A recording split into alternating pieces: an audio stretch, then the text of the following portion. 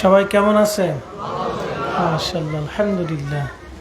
আমরা বাহিরে যারা আছি সবাই চলে আসি ভাই, যত ভাইরা বাহিরে আছি সবাই চলে আসি ইনশাআল্লাহ। বসে পড়ি, আমরা দাঁড়িয়ে না থাকি, নির্দিষ্ট স্থানে আমরা বসে পড়ি। কোরআন হাদিস থেকে আমরা মূল্যবান তাকরীর শুনি। আল্লাহ তৌফিক দিক। বাচ্চাদেরকে আমরা বসাই দেই, সবাই যার যার বাচ্চা তার তার কাছে রাখলে তাহলে আর বিশৃঙ্খলা হবে না। ওরা মাহফিলে আসছে, আগামী দিন আমরা কবরে চলে যাব, ওরা মাহফিল সাজাবে, ওরা থাকবে। এই জন্য বাচ্চারা মাহফিলে থাকা এটা আমাদের জন্য অনেক বড় ভালো একটা মেসেজ আর কি, ভালো একটা দিক। আমাদের দেশে অনেক জায়গায় সুন্নিয়ত হারাই গেছে। মুরব্বীরা সুন্নিয়ত মানত, সন্তানদেরকে সুন্নিয়ত শিখাইতে পারে নাই। এটা আমাদের অনেক বড় ব্যর্থতা। এই জন্য বাচ্চারা আসা এটা আমাদের জন্য ভালো দিক, ওর আসতে হবে। নাহমাদুহু ওয়া নাস্তাঈনুহু ওয়া নাস্তাগফিরুহু ওয়া নাউযু বিল্লাহি মিন শুরুর ونعوذ بالله من شرور أنفسنا ومن سيئات أعمالنا من يهده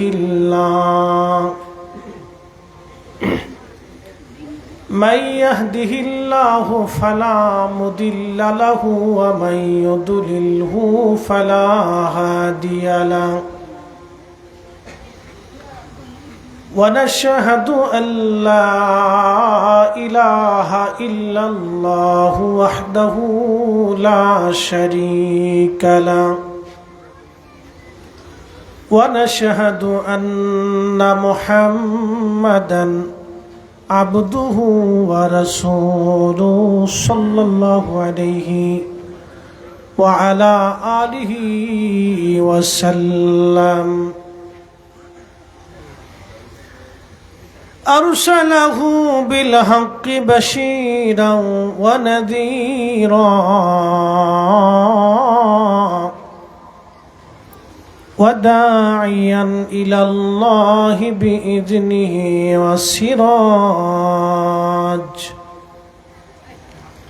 وسراجا منيرا. أما بعد فقد قال الله تعالى في كلامه المجيد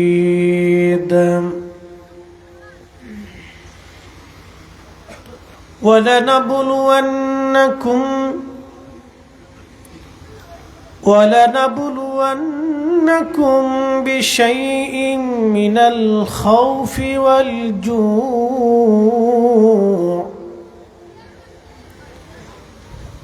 والجوع ونقص من الأموال والأنفس والثمرات وبشر الصابرين.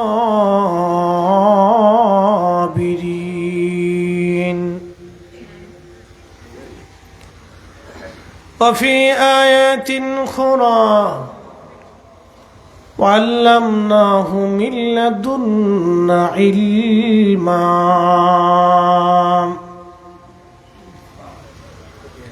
في شان حبيبه ومحبوبه ومعشوقه مخبرا وآمرا. إن الله وملائكته يصلون على النبي يا أيها الذين آمنوا صلوا عليه وسلموا تسليما. اللهم صلي على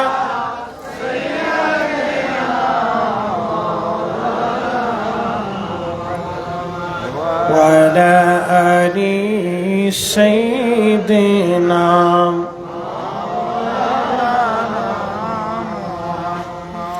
मोहब्बते पढ़ें दुरूद ও আশিক ভাই বসিয়া এই না দুরুদ শুনেন গো নবীজি মদিনাতে থাকিয়া আল্লাহ মাশাআল্লাহ আল্লাহু আকবার انظر حالنا يا رسول الله وعلى آله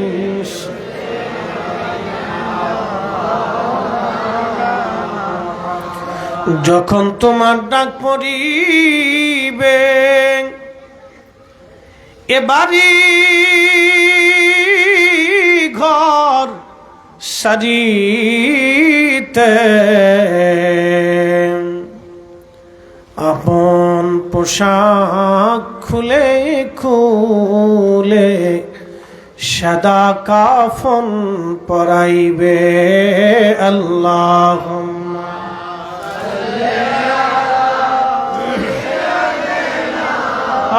আল্লাহ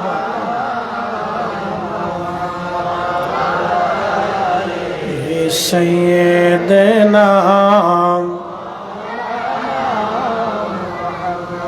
صلاة يا رسول الله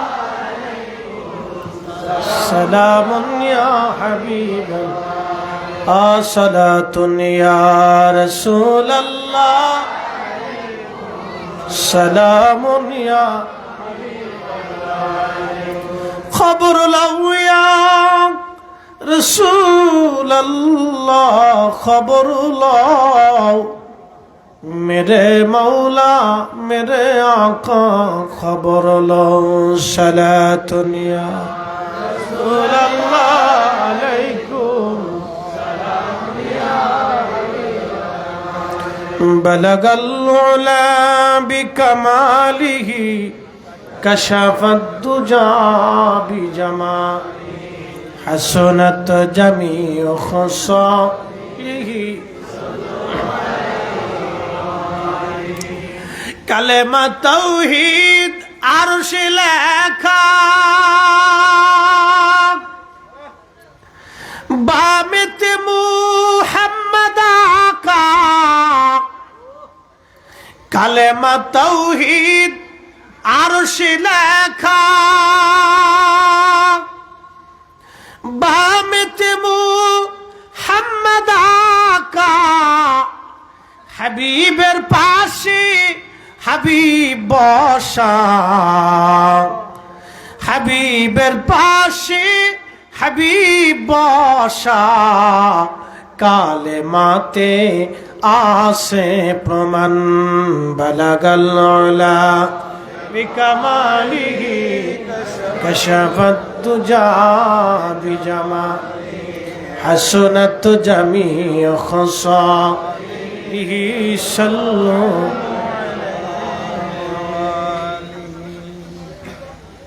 पवित्र जश्न जुलूसे ईद मिलादुन नबी सल्लल्लाहु अलैहि वसल्लम एवं फतेह इज़्नाहुम वसी गौसुल आजम माइज भंडारी रहिमाहुल्लाहेर पवित्र फातिहा स्मरणे 12তম আজিমুশ-শান সুন্নি महासम्मेलनेर सम्मानित सभापति जनाब मोहम्मद मौलाना मोहम्मद हासान साहेब मद्दाजिल्लाहु अली आपनादेर हाजी मोशारफ आली जामे मस्जिदेर सम्मानित इमाम जनाब उद्बोधक मोहम्मद अख्तार होसेन खान सुमन साहेब मिर्जापुर यूनियन परिषदेर माननीय चेयरमैन विशेष वक्ता हाफिज मौलाना मोहम्मद अफसारुद्दीन मद्दाजिल्लाहु आली आजकेर जिनी प्रधान वाइस प्रधान वक्ता हाफिज मौलाना मोहम्मद जैनुल आबिदीन साहेब হাজী মোশাররফ আলী জামে মসজিদের মোহতারাম খতিব, আজকের যিনি প্রধান ওয়াইজিন,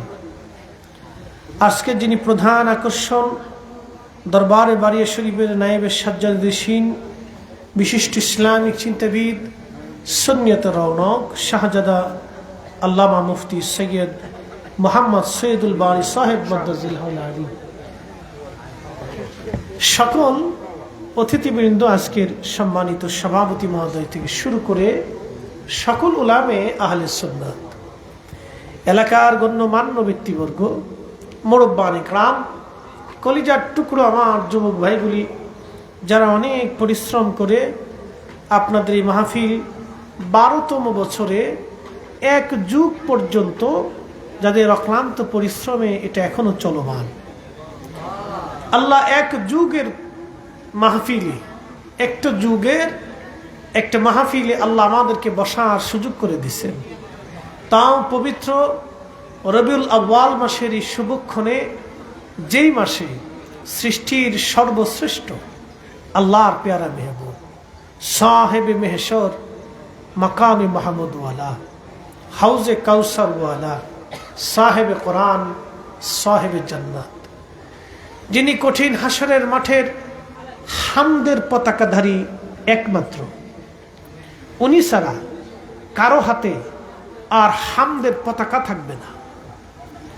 সেই দিন সর্বপ্রথম যিনি, যার হাতে আল্লাহ সুপারিশের ঝান্ডা, পতাকাকে আল্লাহ তুলে দিবেন, সেই মহা ইজ্জতওয়ালা নবী, কুল মখলুকাতের সাইয়্যিদ ও শিরোতাজ, সমস্ত সৃষ্টি জগতের যিনি রহমত, সমস্ত নবী রসুলগণের যিনি ইমাম, যার লকব, যার প্রশংসা, যার গুণ কীর্তন আমার মতো নাফরমান নাসিজের সারা জীবনের হায়াতেও করে শেষ করা আদৌ সম্ভব না, কিয়ামত পর্যন্ত হায়াত হলেও সম্ভব না।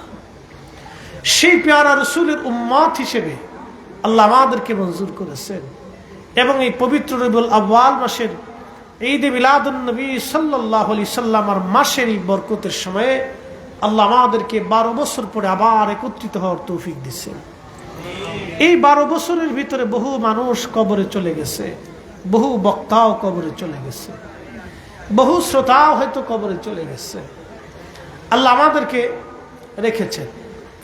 এখানে 100 বছর আগে কেউ নাই, 100 বছর বয়সী এখানে কেউ নাই। এর অর্থ হচ্ছে 100 বছর আগে আমরা এখানে, 100 বছর আগের যারা ছিল আজকে তারা কেউ নাই, কিন্তু জমিন আছে, আজান আছে, কোরআন আছে, মাহফিল আছে, শানে রিসালাত আছে, দুরুদ আছে, সালাম আছে। আবার ঠিক 100 বছর পরে আমরা এখানে যারা আছি কেউ থাকবো না। 100 বছর যার পরে আমাদের আর কেউ হয়তো থাকবো না। বেশিরভাগই, এটা 99% বলা চলে, থাকার মতো না। তো কিন্তু 100 বছর পরে মাহফিল থাকবে, মসজিদ থাকবে, আজান থাকবে, একামত হবে, তেলাওয়াত থাকবে, এই কোরআনের, হাদিসের, রসুলের শানের আলোচনা হয়তো 100 বছর পরে আমাদের চাইতে ভালো কোনো আলেমরা এসে করবে, আয়োজকরা হয়তো করবে, কিন্তু সেই দিন আমরা থাকবো না। এই যে পৃথিবীর আবর্তনে বিবর্তন আসতেছে, চলে যাচ্ছি, আবার চলে যাচ্ছি। আগে যারা ছিল তারা পৃথিবী থেকে নিশ্চিহ্ন হয়ে মাটির সাথে মিশে গেছে। বিশেষ বিশেষ ব্যক্তি, আল্লাহর পেয়ারা মেহবুব বলি নবী আলাইহিস সালামগণ, তাদের দেহ মোবারককে আল্লাহ অক্ষত রেখে মানব জাতির জন্য আল্লাহ নিদর্শন করে বুঝানোর জন্য যে আল্লাহ রাব, আল্লাহ মালিক, আল্লাহর নবী সত্য, তার গোলামই সত্য, এটা বোঝানোর জন্য আল্লাহ কিছু ওলিদের দেহ মোবারককে সংরক্ষণ করিয়া আল্লাহ মানুষদেরকে দেখানোর জন্য রেখে দেন। বাকি আমরা যারা সাধারণ আছি তাদের সবার দেহকে আল্লাহ মাটির সাথে মিশিয়ে দিয়েছেন। পৃথিবীতে কত মানুষ ছিল আবার মিশে গেছে। একদিন আমরাও এই মাটির সাথে একদিন হারিয়ে চলে যাব, আমাদের কোনো অস্তিত্ব থাকবে না। এখন প্রশ্ন, এই সামান্য সময়ের ভিতরে কেন আল্লাহ আমাদেরকে পৃথিবীতে পাঠাইলেন? আমাদের কাজ কি? আমরা কি নিয়ে আল্লাহর কাছে ফিরে যাব? মাহফিল যারা দেন তাদের একটা উদ্দেশ্য থাকে, উলামা ইকরাম আসবে, তাদের মুখ থেকে কিছু চমৎকার কথা শুনবে এবং শিখবে। তো আপনারাও আসেন যে মাহফিল থেকে কিছু বুঝে তারপরে বাড়ি যাওয়া। আমার মা বোনেরা ওই বাড়িতে বসে মাইকের দিকে কান পেতে বসে আছে যে হুজুর কি বলবে, দুটি কথা শুনবো। তো এই জায়গাটা হচ্ছে আমাদের শিখে যাওয়ার জায়গা, বুঝে যাওয়ার জায়গা। আমরা মাহফিলে বসছি, একটু ধৈর্যের সাথে বসে আমরা কথাগুলি শুনবো। আল্লাহ আমাদের তৌফিক দিক, এবং আল্লাহ আসার তৌফিক দিয়েছেন, পারা নবীর উম্মত হিসেবে আল্লাহ মঞ্জুর করেছেন। এই জন্য আমরা একসাথে সকলে শুকরিয়া করে বলি আলহামদুলিল্লাহ। না হয় না, আরো জোরে বলে একসাথে বলেন আলহামদুলিল্লাহ। প্রিয় উপস্থিতি, ওরা আমাকে বারবার বলছে হুজুর হযরত খিজির আলাইহিস সালামের জীবনীর উপরে কিছু আমাদেরকে তাকরীর শোনাবেন। তো ইনশাআল্লাহ খিজির আলাইহিস সালামের আলোচনাটা মোটামুটি ব্যাপক। ওনার জীবনী, ওনার আলোচনা আল্লাহর কোরআনের ভিতরেও আল্লাহ আলোচনা করছে। ওনাকে আল্লাহ একটা ইলম দিয়েছিলেন, একটা জ্ঞান আল্লাহ দিয়েছিলেন। আর একটা নিয়ামত আল্লাহ ওনাকে দিয়েছিলেন, সেটা হলো হায়াত। উম্মতে মুহাম্মাদের মধ্যে ওনার মতো হায়াত আল্লাহ কাউকে দেন নাই। একসাথে বলা যাবে সুবহানাল্লাহ। হযরত ইমাম ইবনে কাসির, ইমাম ইবনে জারীর আত-তাবারি রাহিমাহুল্লাহ, দুজনে একটা কওল, একটা মতামত ব্যক্ত করেছেন যে ওনার জন্ম হয়েছিল হযরতে আদম আলাইহিস সালামের সন্তান কাবিলের ঘরে, ওখান থেকে। আবার আরেক বর্ণনা আসছে উনি হযরত ইব্রাহিম আলাইহিস সালামের জমানার মানুষ।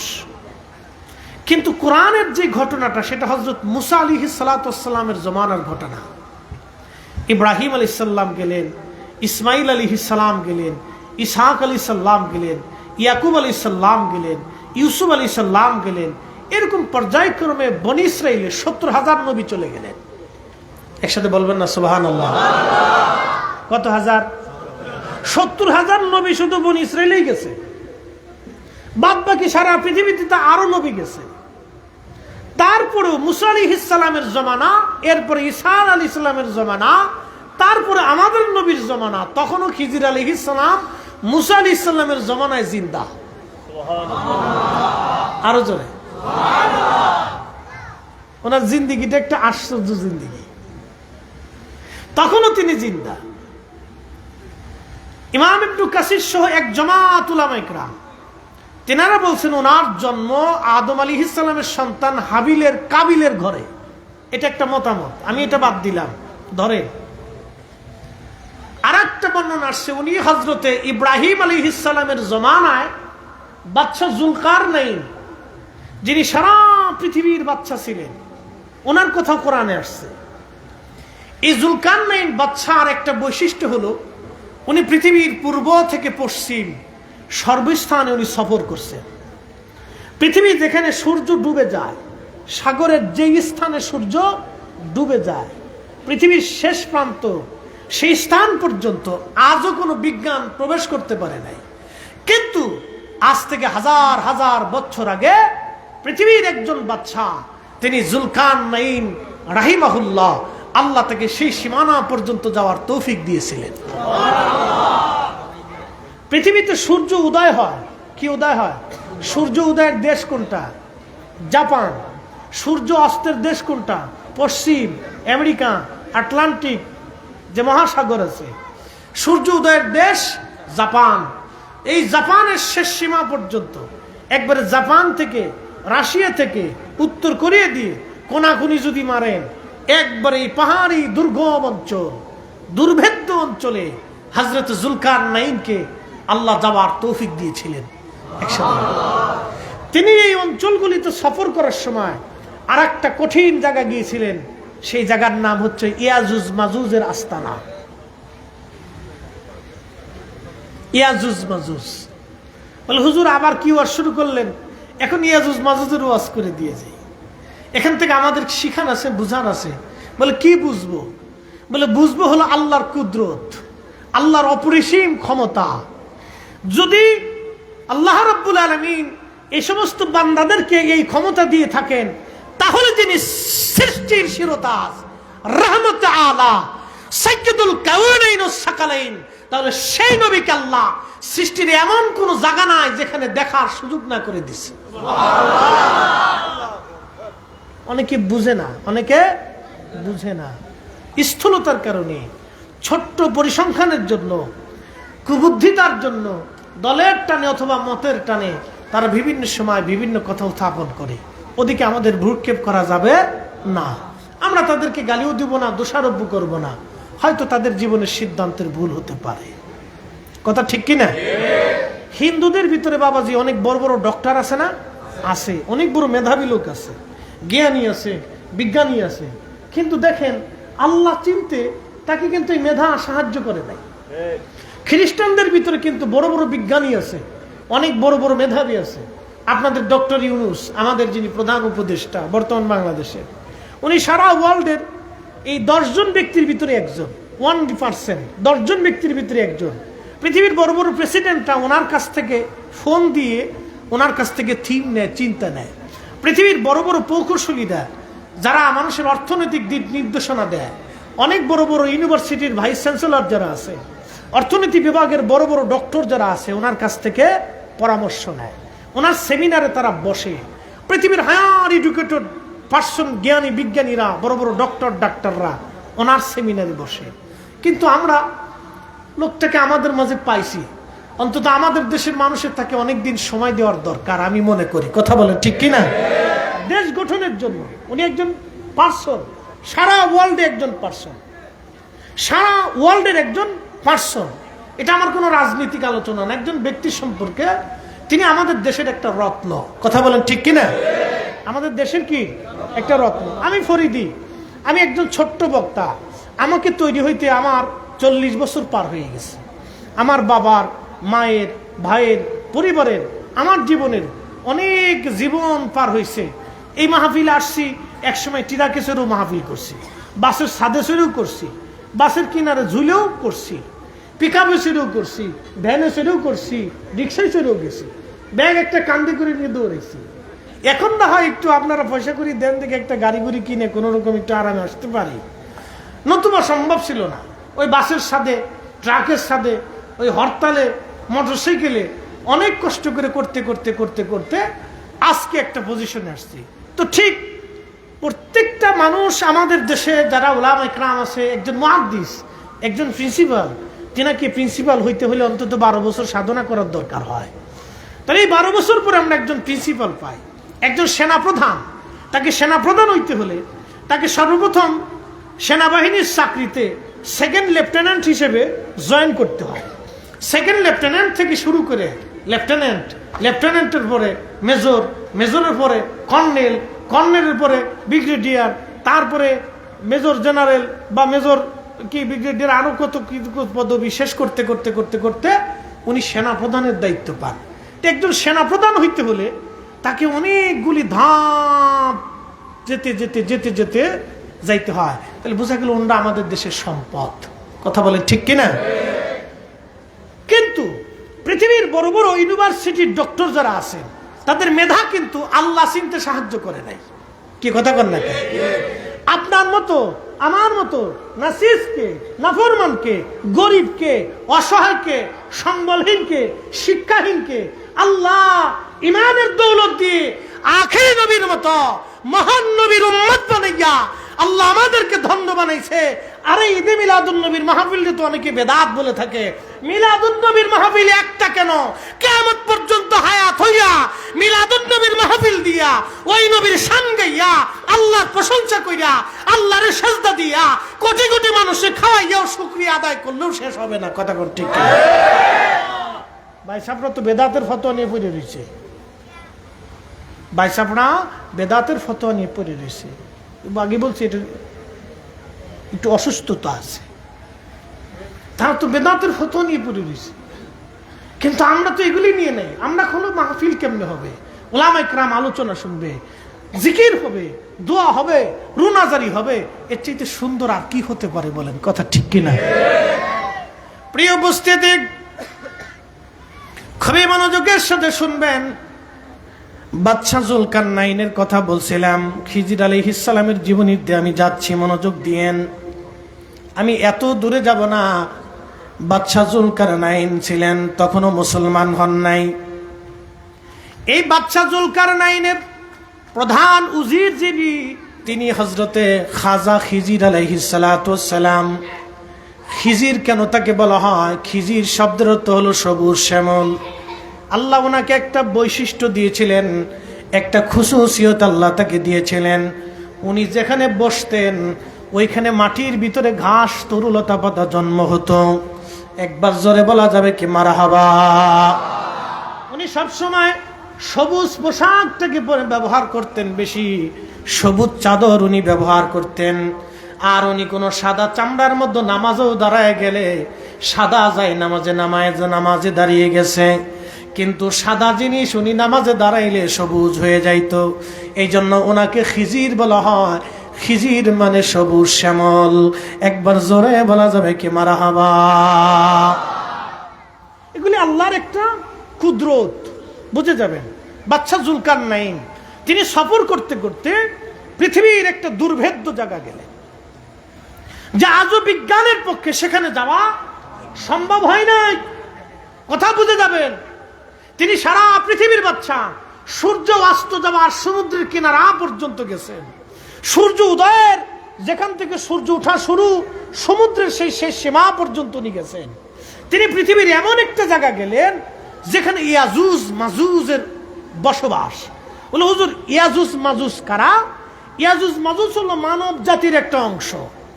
নূহ আলাইহিস সালামের 3টা বেটা, 4টে বেটা, হাম, সাম, ইয়াফেস, কেনান। অ্যাটেনশন, হাম, সাম, ইয়াফেস, কেনান। হযরতে নূহ নবীর 4টে বেটা আছে, হাম, সাম, ইয়াফেস এবং কেনান। কেনান তো কাফের হয়ে মহাপ্লাবনে ডুবে মারা গেল। 3টা বেটা তার বেঁচে আলো, হাম, সাম, ইয়াফেস। ইয়াফেসের বংশধর হলো আপনার ইয়াজুজ মাজুজ। মনোযোগ দিবেন, ইয়াফেসের বংশধর হলো ইয়াজুজ মাজুজ। আমাদের উচ্চতা যেমন 3.5 হাত, কিন্তু ইয়াজুজ মাজুজের উচ্চতা 3.5 হাত না, তারা 120 হাত করে লম্বা। জোরে বলবেন কি সুবহানাল্লাহ? তাদের চেহারা খুব মারাত্মক বিকট, এবং পৃথিবীতে সবচেয়ে উগ্রপন্থী মানব জাতি তারা ইয়াজুজ মাজুজ। তাদের চুলগুলি হবে লাল লাল, চুলগুলি লাল লাল, সুঠাম দেহের হবে, তারা বিরাট বড় শক্তিশালী। এই ইয়াজুজ মাজুজ তারা ওই যে বর্তমানে তুর্কি এবং রাশিয়া সহ ইউরোপের এই পাশ, যে বড় বাচ্চাদিত পাহাড়ি অঞ্চল, এখানে কোনো মানুষ যেতে পারে না, কোনো মানুষের বসবাসেরও জায়গা সেখানে নাই। এই কঠিন অঞ্চলে তিনি গেলেন। যাওয়ার পরে ওই শেষ সীমানার মানুষগুলি বলল, হে বাদশা জুলকারনাইন, আমাদের এই পাহাড়ি অঞ্চলের ভেদ করে একটা জাতি আমাদের মাঝে এসে আমাদেরকে হত্যা করে, আমাদের বাচ্চাদেরকে মেরে নিয়ে যায়, আমাদের শস্য শ্যামল ফসল আর গবাদি পশুগুলি চুরি করে নিয়ে যায়। সেই জাতির নাম ইয়াজুজ মাজুজ। আপনি যদি বলেন তাহলে আমরা অর্থ করে দিব। আপনি এই পাহাড়ে বিরাট বড় করে আপনি প্রাচীর নির্মাণ করে দেন। বাদশা জুলকারনাইন বললেন, এ শুনে যান, বাদশা জুলকারনাইন বললেন, হে আল্লাহর বান্দারা, আমার মালিক, আমার রব সারা পৃথিবীর বাদশা আমাকে বানিয়েছে, সারা পৃথিবীর বাদশা বানিয়েছে। তোমরা আমার প্রজা, তোমাদের দুঃখে আমাকে দুঃখী থাকা, তোমাদের সুখে আমাদের সুখী থাকা আল্লাহর পক্ষ থেকে আমার উপর আল্লাহ আমানত দিয়েছে।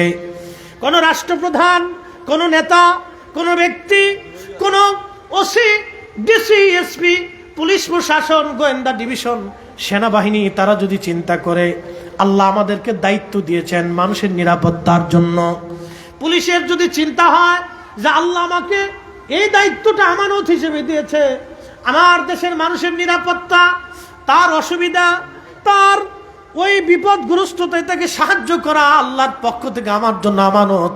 তাকে সাহায্য আমাকে করতে হবে। সরকার আমাকে বেতন দেয়, আমি তার কাছ থেকে কোনো ঘুষ নেব না, টাকা নেব না, আমি তাকে সাহায্য করব। পুলিশ যদি এই চিন্তা করে তাহলে আমার দেশে কোনো চোর ডাকাত থাকবে না, কোনো দুর্নীতি চলবে না। কথা কোন ঠিক কিনা? তারা যদি বলে যে হ্যাঁ এটা আল্লাহর দেওয়া দায়িত্ব, তাহলে আর কোনো অসুবিধা নেই, কোনো সমস্যা নেই। আমরা আমাদের যার যার অবস্থান থেকে যদি আমরা এই যার দায়িত্ব পালন করি, যেমন আমি, আপনারা দাওয়াত করছেন, আমি কিন্তু একটু আগে আসছি। কেন আসছি? যে আসার পরে কমিটির যারা আছে তাদের চিন্তা হলো হুজুর আসছে, আর চিন্তা নাই। কারণ বক্তা যদি না আসে তাহলে কমিটির এই হার্ড স্টক করার মতো পজিশন এসে যায়। আর আমরা যারা বক্তা মাহফিলে আসি, রওনা দেওয়ার সময় আমরা চিন্তা করি যানজটে পড়লে আমাদেরও শরীরে ঘাম আসে, যে টাইম যদি পৌঁছাইতে না পারি তাহলে এটা মান সম্মানের ব্যাপার। এত বড় আয়োজন করছে, কষ্ট করে পরিশ্রম করে তারা 1 মাস 2 মাস করে পরিশ্রম করতেছে, আমি যদি সময় মতো না পৌঁছাই তাহলে তাদের সমস্ত আয়োজনগুলি কি হবে? ব্যর্থ হয়ে যাবে। তো তখন আমাদের শরীরেও কি আসে? ঘাম আসে, যে হায় হায় আল্লাহ এই সময় মতো যদি পৌঁছাইতে না পারি। তো যেন আমাদের দায়িত্ব থেকে আমরা একটু আগে ভাগে আসি, এসে আমরা একটু বিশ্রাম করলে দেখা যায় যে সবার এই চিন্তাটা পেরেশানিটা দূর হয়। আমারও চিন্তা থাকে না, কমিটিরও চিন্তা থাকে না। আর শ্রোতা যারা জানে যে হুজুর আসছে, আর চিন্তা নেই। হুজুর অসুস্থ হইলেও, বক্তা স্টেজে আসলেও 2-4 কথা অসুস্থ হয়ে গেলেও মানুষ বলবে না হুজুর আসছিল, তিনি অসুস্থ, তিনি বলতে পারে না। অসুস্থ তো আল্লাহর ইচ্ছা, কারো কিছু করার থাকে না। তো সবাই যদি সবার দায়িত্ব ঠিক মতো পালন করে তাহলে আমাদের দেশ সুন্দর, আমরা সুন্দর, সমাজ সুন্দর। কথা বলেন ঠিক না বেটা? কোনো ঝামেলা থাকে না, ক্লিয়ার। তো বাদশা জুলকারনাইন বলতেছে, আল্লাহর বান্দারা, সারা পৃথিবীর বাদশা আল্লাহ আমারে বানাইছে, আমার দায়িত্ব হচ্ছে তোমাদেরকে নিরাপত্তা দেওয়া। একসাথে বলবেন না সুবহানাল্লাহ? দেখেন কি সুন্দর কথা। প্রজারা বলতেছে এই ইয়াজুজ মাজুজ এসে আমাদেরকে হত্যা করে, আমাদের মাল সামানা লুট করে নিয়ে যায়, আমাদের সন্তানদেরকে হত্যা করে। এই জুলুম থেকে আপনি আমাদেরকে বাঁচান। আর যদি আপনি চান তাহলে আমরা কিছু পয়সা করি, অর্থ করি দিয়ে আপনাকে সাহায্য করব। তো বাদশা বলতেছে না, আল্লাহ আমাকে বাদশা বানাইছে, তোমরা আমার অধীনস্থ, কিয়ামতের ময়দানে আমাকে জবাব দিতে হবে। আমার অর্থ দি, আমার রাজস্ব কোষ দি তোমাদের নিরাপত্তার দায়িত্ব আল্লাহর পক্ষ থেকে আমানত। তোমরা চিন্তা করো না, আমি ব্যবস্থা করতেছি। এটা কোরআনের আলোচনা, আল্লাহ রসুলের হাদিসের আলোচনা। তখন আল্লাহ নবী বলতেছেন ইয়াজুজ মাজুজের সেই প্রাচীর বানানোর জন্য উনি পাতাল পর্যন্ত খুঁজে সীসা তামা একসাথে গলাইয়া, তারপরে সীসা এবং তামা গলাইয়া সেই প্রাচীর তিনি নির্মাণ করে দিলেন। একসাথে বলা যাবে আল্লাহু আকবার। আল্লাহ রসুল বললেন বিরাট বড় এই প্রাচীর, প্রত্যেক দিন ইয়াজুজ মাজুজ এত বড় নিকৃষ্ট তারা জিহ্বা দিয়ে এটা চাটতে থাকে এবং হাতুড়ি দিয়ে সেটা ভাঙার জন্য চেষ্টা করতে থাকে। প্রত্যেক দিন ভাঙতে ভাঙতে একেবারে শেষ প্রান্তে চলে আসে। সারা দিন ওরা ভাঙতে থাকে, সকাল থেকে সন্ধ্যা পর্যন্ত এই প্রাচীরটা ভেঙে পৃথিবীতে আসার জন্য চেষ্টা করতে থাকে। আল্লাহ রসুল বললেন প্রত্যেক দিন সকাল থেকে সন্ধ্যা পর্যন্ত তারা ভাঙতে চেষ্টা করে, কিন্তু না, সন্ধ্যা যখন ঘনায় যায় তখন তাদের যে বাদশা আছে, রাজা, সে রাজা বলতেছে চল ফেরত চলে যাই, বাকি কাজ আমরা কালকে করব। এইভাবে চলে যায়। আবার আল্লাহর কুদরতি ভাবে ওই প্রাচীরটা আল্লাহ আবার ওইরকম পুনরায় নির্মাণ করে দেয়। পরের দিন আবার কাজ শুরু করে ভাঙ্গা। সন্ধ্যাবেলা একই কথা, চল আমরা কালকে আবার শুরু করব। আল্লাহ নবী বললেন কিয়ামতের পূর্ব সময়ে যখন ইয়াজুজ মাজুজ আসবে, দাজ্জাল আসার পরের ঘটনা এটা। দাজ্জাল আসবে, দাজ্জালকে হত্যা করা হবে, তারপরে ইয়াজুজ মাজুজ আসবে। সারা পৃথিবীতে ইয়াজুজ মাজুজ তখনই বের হবে ওই যে সেই বিরাট বড় প্রাচীর, এই প্রাচীরের কাছে যাইয়া তারা খনন করতে থাকবে, ভাঙতে শুরু করবে। সন্ধ্যাবেলা যখন আসবে তখন কিয়ামতের ওই সময় তাদের বাদশা যে হবে সে বলবে আগামীকাল বাকি কাজ সারব ইনশাআল্লাহ। এত বছর কিন্তু ইনশাআল্লাহ বলে নাই, কিন্তু কিয়ামতের ওই দিন যখন ইনশাআল্লাহ বলবে, মুসলমান, এজন্য আগামী দিন কি করবেন? ইনশাআল্লাহ শব্দ ব্যবহার করবেন, আল্লাহর ইচ্ছার উপরে ছেড়ে দিবেন, আল্লাহর ইচ্ছার উপরে ছেড়ে দিবেন। ইনশাআল্লাহ শব্দ ব্যবহার করবেন যে আমি খাবো ইনশাআল্লাহ, আমার ছেলে বিয়ে দেব ইনশাআল্লাহ, আমি বিদেশ যাব ইনশাআল্লাহ। আল্লাহর ইচ্ছায়, আল্লাহ চাইলে হবে, আল্লাহ না চাইলে পৃথিবীর কোন শক্তির দ্বারা সম্ভব হবে না। কথা বলেন ঠিক কিনা? এ মুসলমান, হাটহাজারীবাসী, এটা হাটহাজারী না, হাটহাজারীর মুসলমান খুবই মনোযোগ দিয়ে শুনে যাবেন। বাবাজি, মায়েরা, আপনারা শুনে যান। জুলকারনাইনের সেই প্রাচীর কিয়ামতের পূর্ব সময়ে ইয়াজুজ মাজুজরা ইনশাআল্লাহ বলার পরে সেই দিন তারা ভেঙে পৃথিবীতে আসবে। এত পরিমাণে আসবে, লোহিত সাগর, আরব সাগরে যারা গেছেন আপনারা, লোহিত সাগর আর আরব সাগরের সব পানি পান করে তারা খাইয়ে শেষ করে ফেলবে। কি পরিমাণে তারা দুনিয়াতে আসবে এবার বুঝেন। লোহিত সাগর আর আরব সাগরের পানি, পৃথিবীর কোন নদীর পানি, পদ্মা, মেঘনা, যমুনা, কোন নদীর পানি আর অবশিষ্ট থাকবে না, কোন পুকুরের পানি থাকবে না, কোন খাল বিলের পানি পর্যন্ত, কোন হ্রদের পানি থাকবে না। পৃথিবীর মধ্যে যত ভূমধ্য সাগর আছে সব পানিগুলি তারা খেয়ে খেয়ে শেষ করে ফেলবে। এত পরিমাণে আল্লাহ তাদেরকে দুনিয়াতে পাঠাবে। আল্লাহ নবী বললেন, উম্মত, কিয়ামতের ময়দানে আমার উম্মতের ভিতরে 1000 জনের একজন জান্নাতে যাবে, বাদ বাকি 999 জন জাহান্নামে যাবে। চিন্তা না? চিন্তায় পড়ছেন নি আপনারা?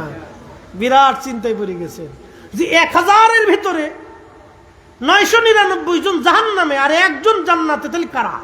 সাহাবায়ে কেরাম চিন্তায় পড়ে গেলেন। আল্লাহ নবী বলেন, ভয়ের কারণ নাই, ওই 999 জন হবে ইয়াজুজ মাজুজের দল। আল্লাহু আকবার! না না, আরো জোরে, আরো জোরে, আরো জোরে, আরো জোরে।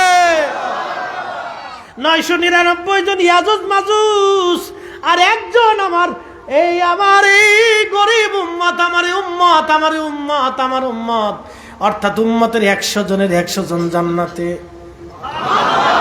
না না, হয় নাই, আরো জোরে, আরো জোরে, আরো জোরে।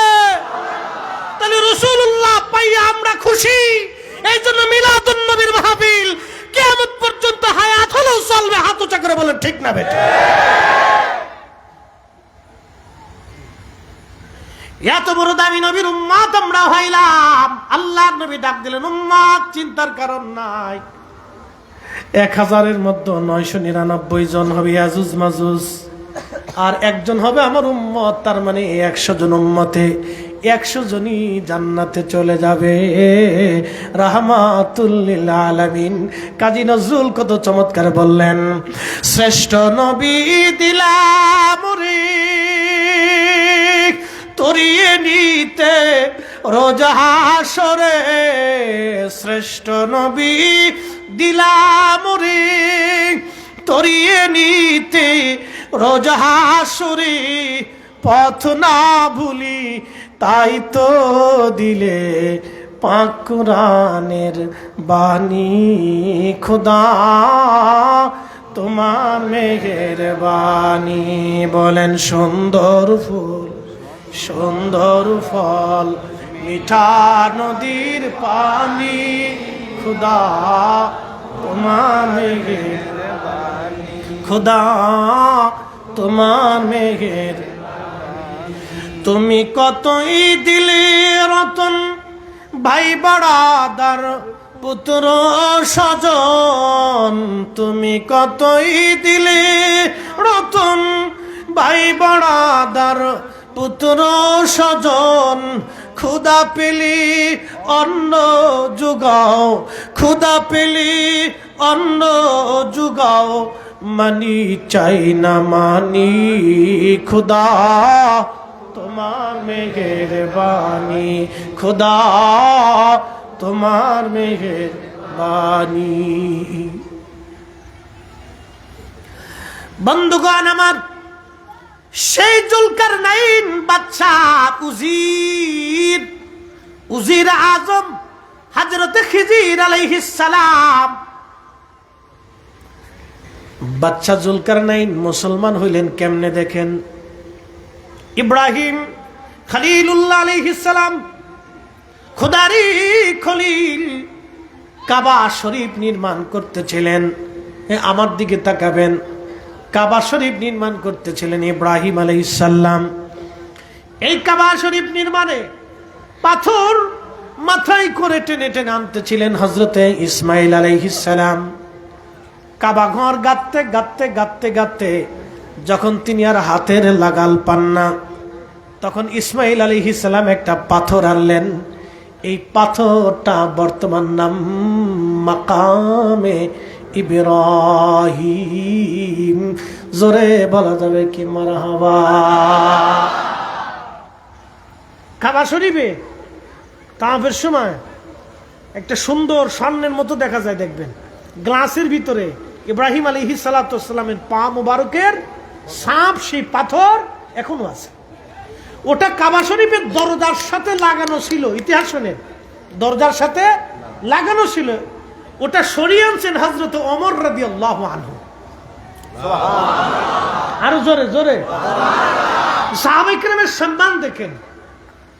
উনি ওটা সরিয়ে নিয়ে ওইখানে স্থাপন করলেন। কিন্তু আজও পর্যন্ত কোন আলিম, কোন সাহাবী, কোন মুফতি প্রশ্ন তুলতে পারে নাই যে পাথর কাবা শরীফের দরজায় ছিল সেটা ওমর সরিয়ে আনার কে।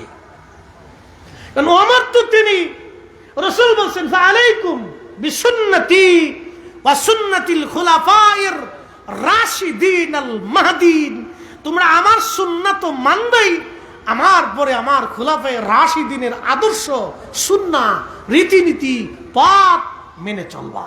সুবহানাল্লাহ। আরো জোরে সুবহানাল্লাহ। উনি তারাবির নামাজ চালু করলেন 8 রাকাত, 20 রাকাত। কত রাকাত? উনি জামাতের সাথে মসজিদে নববীতে 20 রাকাত তারাবি চালু করলেন। মারহাবা কর। কত রাকাত? 20 রাকাত। তাহলে আজকে যারা 8 রাকাত বানাইছে তাহলে বোঝা গেল এটা হলো নিকৃষ্ট বেদাত। এই আসতে বলেন কেন? জোরে বলেন। নিকৃষ্ট বেদাত। কারণ হযরত ওমরের সিদ্ধান্তকে উপেক্ষা করা, পৃথিবীতে কোন মায়ের পুত, কোন মা তার সন্তান জন্ম দিতে পারে নাই যে হযরত ওমর রাদিয়াল্লাহু আনহুর সিদ্ধান্ত উপেক্ষা করে নতুন ধর্মমত চালু করবে। কোন মা জন্ম দিতে পারে নাই। কিন্তু যারা আজকে করলো তারাই নিকৃষ্ট বেদাত চালু করলো। এটা আমরা কখনোই সুন্নিরা মেনে নিতে পারবো না। বুঝতে কি আর অসুবিধা? আর দলিলের দরকার? এত রাত দলিল দিয়ে কি করবেন? বুঝে যাবে। হযরত ইব্রাহিম আলাইহিস সালাতু ওয়াস সালামের সেই পাথর মাকাম ইব্রাহিম, এই পাথরখানা ইসমাইল আলাইহিস সালাম আনলেন। আপনারা জানেন 10 তলা 20 তলা বিল্ডিং এর লিফট ছাড়া উঠানামা করাটা দুষ্কর। লিফটে চললেন, সুইচ টিপ দিলেন, নাম্বার চাপ দিলেন, লিফটটা আপনাকে অটোমেটিক উপরের দিকে নিয়ে গেল, আবার নিচে নেমে নিয়ে আসলো। এই মাকাম ইব্রাহিমের পাথর আল্লাহ পাক লিফট বানাই দিলেন। ইব্রাহিম আলাইহিস সালাম উপরে যাইতে মন চাইলে পাথরটাকে উপরের দিকে নিয়ে যাইতো। পা মুবারকের দাগ বসে গেল। পা মুবারকের এখান থেকে মাসলা বুঝাই দিয়ে যায়, শিখে যাবে। হ্যাঁ, আমার কাছ থেকে কিছু কিছু রহস্য পাবে। পা মুবারকের দাগ বসে গেল সাপ। সাইয়েদুনা ইব্রাহিম আলাইহিস সালাতু ওয়াস সালাম পা মুবারকের দাগ বসে গেল। এখন আপনাদেরকে প্রশ্ন করি, জবাব দিবেন। পা মুবারকের দাগ, উনি যদি সেই দিন জুতা পরতেন তাহলে কি পায়ের দাগ হতো না জুতার দাগ হতো? তার মানে বোঝা গেল কাবা ঘর নির্মাণ করার সময় উনি জুতা পায়ে দেন নাই। এটা কাবার ইজ্জত। সাইয়েদুনা ইব্রাহিম আল্লাহর শাহিদ, কাবা শরীফকে তিনি সম্মান করেছেন। কথা কোন ঠিক কিনা? কাবা শরীফকে, শাহিদকে সম্মান করেছেন ইব্রাহিম আলাইহিস সালাতু ওয়াস সালাম। কিন্তু আজকে যদি আপনারা হজে যান দেখবেন অনেক হাজিরা জুতা পায়ে দিয়ে তাওয়াফ করে। আমি এই বছর হজে দেখে আসছি, ভিডিও করে নিয়ে আসছি আমার মোবাইলে। জুতা পায়ে দিয়ে হাজিরা খোদার ঘর তাওয়াফ করে, অনেক হাজি আছে। আল্লাহ আল্লাহ, ওই তাওয়াফের মুতাফের ভিতরে হযরতে সাইয়্যিদুনা ইসমাঈল আলাইহিস সালামের মাজার কাবা শরীফের দরজা বরাবর। আল্লাহু আকবার। কোন বর্ণনা আসছে নূহ আলাইহিস সালামের মাজার ওখানে, কোন বর্ণনা আসছে সুলাইমান আলাইহিস সালামের মাজার, কোন কোন বর্ণনা আসছে 360 জন নবী আলাইহিস সালামের মাজার ওই মুতাফের ভিতরে আছে। না না হয় না, আরো জোরে বলেন। এখন প্রশ্ন করবেন 360 জন নবী দুনিয়ার এত জায়গা বাদ দিয়ে কেন কাবা শরীফে তাদেরকে কবর দিতে বললেন?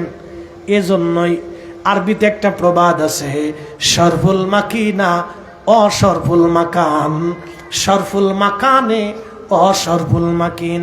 কিছু জায়গার কারণে মানুষের দাম বাড়ে, কিছু মানুষের কারণে জায়গার দাম বাড়ে। হুজুর গাউসে মাইজ ভান্ডারী আল্লাহর মহান ওলি এখানে আসার কারণে এই এলাকার দাম বেড়ে গেছে। আমাদের কারণে, আপনাদের কারণে ওনার দাম বাড়ে নাই। কি কথা কন না? মুরিদের কারণে পীরের দাম বাড়ে না, ওলির মুহিব্বিনদের কারণে ওলির দাম বাড়ে না, ওলিদের কারণে ওই জায়গার দাম বেড়ে যায়। শাহজালাল ইয়ামানি একজন মুকুটহীন সম্রাট। আজকে আমি কোনো রাজনীতি বুঝি না, যারা ধরেন এই আমাদের অর্থনীতিকে এই অনেক টাকা পয়সা ডান বাম করে দিল, দুর্নীতি যারা করলো, সব দলের ভিতরে দুর্নীতি আছে, সব জায়গায় এরকম আছে। ধরেন যারা জনগণের অর্থগুলি দুর্নীতি করলো, তারা চিন্তা করলো কোটি কোটি টাকা হলে আমার অনেক ভালো। আসলে কি টাকাই সুখ না? আজকে শত শত বছর ধরে আল্লাহর ওলির মাজার মুসলমানরা জিয়ারত করে। 750 বছর ধরে শাহজালাল ইয়ামানি মুজাররিদি বাংলার মুকুটহীন একজন সম্রাট, 750 বছর ধরে উনি সম্রাট, 750 বছর ধরে উনি সম্রাট। বাংলাদেশের উনার মাজারে যদি পাটকেল কেউ মারতে চায়, উনার মাজার কেউ যদি ভাঙতে চায়, তো বাংলাদেশের যুদ্ধ, বিশ্বযুদ্ধ বেঁধে যাবে। করে বলেন ঠিক না বেঠে?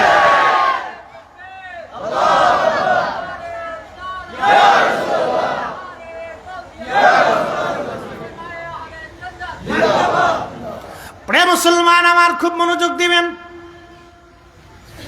শুনে রাখবেন, উন্না মুকুটহীন সম্রাট, আল্লাহকে নবীকে খুশি করে তারা কবরে চলে গেল। পৃথিবীর মানুষকে আল্লাহ ওনার দিকে ঝুঁকাই দেওয়া হলো। কি কথা বলেন ঠিক না বেঠে? তার মানে বোঝা গেল আপনি অর্থনৈতিকভাবে বিরাট প্রতিপত্তি হলে 4 পয়সাও দাম নাই, আপনাকে নবীর কদমের গোলাম হয়ে কবরে যাওয়াটাই হলো সার্থকতা। এটা কেউ যদি বুঝে তাহলে আর অসুবিধা নেই, সে জীবনে সুখ পাবে। কোটি কোটি টাকা, ছেলে মানুষ না, মদ খায়, বেডি নিয়ে নাচে, দরবেশ মাফ করে দিবে, কে কোন দলের আমি জানি না, দরবেশ ওর চুল সাদা দাড়ি সাদা, ওই বেটাটাই কই, চুল সাদা দাড়ি সাদা জুব্বা সাদা, আমি সহিয়াদি ছাড়া কিছু মানি না। এর ফুলা 350 টাকা, 350 কোটি টাকা খরচা করে দুবাইতে তার বিবাহ বার্ষিকী উদযাপন করে। চিন্তা করেন তো, জীবন বরবাদ। এই অর্থের, এই সম্পদের, এই বিরাট বড় প্রতিপত্তির কোনো 4 পয়সা দাম নাই। আমরা সুন্নিরা হকের উপরে আছি, আমরা ওলি হতে পারি নাই, কিন্তু ওলির সঙ্গী হতে পেরেছি। কথা বলে ঠিক না? এটা আমাদের জীবন ধন্য, আমাদের জীবন ধন্য। এই জন্য নবীর কদমের গোলামি হচ্ছে সবচেয়ে বড় দামি। গভীর মনোযোগ দিয়ে শুনে যাবেন বাবা মুসলমান, হযরতে সাইয়্যিদুনা ইব্রাহিম আলাইহিস সালাতু ওয়াস সালাম, তিনার পবিত্র পায়ের দাগ এখনো আছে। কিয়ামত পর্যন্ত এই দাগটা থাকবে, কিয়ামত পর্যন্ত এটা মুছে যাবে না, এটা নষ্ট হবে না। যখন উনি কাবা ঘর বানাচ্ছিলেন, এই অনেক ওয়াজ বলছি, বিরাট ওয়াজ, এটা শেষ হবে না, তা যদ্দূর যায় আর কি। কাবা ঘর উনি বানাচ্ছেন, নির্মাণ হচ্ছে, তৈরি হচ্ছে। তো ওই রাস্তা দিয়ে জুলকারনাইন যাচ্ছেন, বাদশা জুলকারনাইন, ইমাম ইবনে কাসির আল বেদার মধ্যে লিখছেন, ও রাস্তা দিয়ে বাদশা জুলকারনাইন যাচ্ছেন।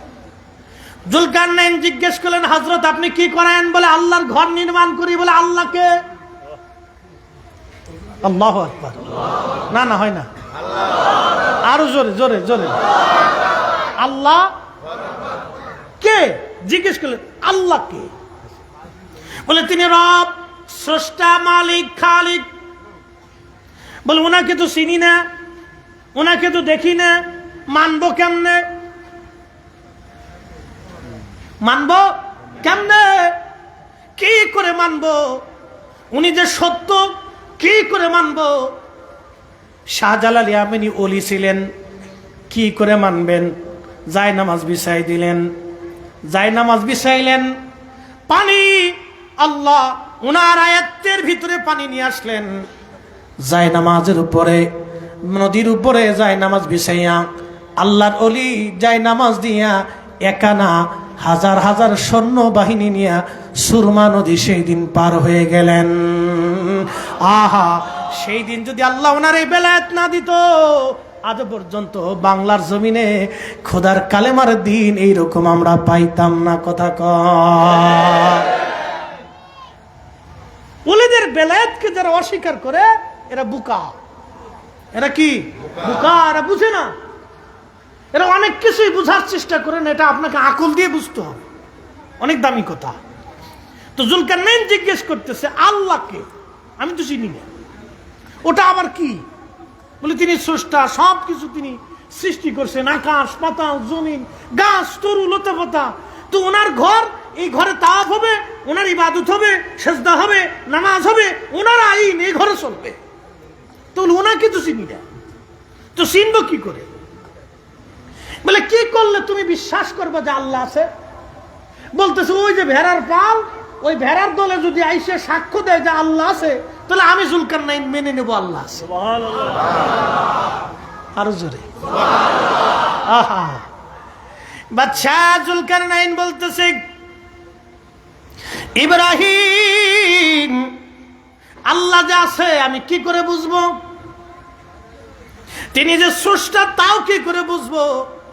তবে হ্যাঁ, ভেড়ার দল যদি বলে আল্লাহ আছে, আপনার কালেমার সাক্ষ্য যদি ভেড়ার দলে দেয়, কারণ ভেড়া তো কথা বলতে পারে না, ও মানুষের ভাষা জানে না, ও আর একটা জাতি, সে আল্লাহ সৃষ্টি।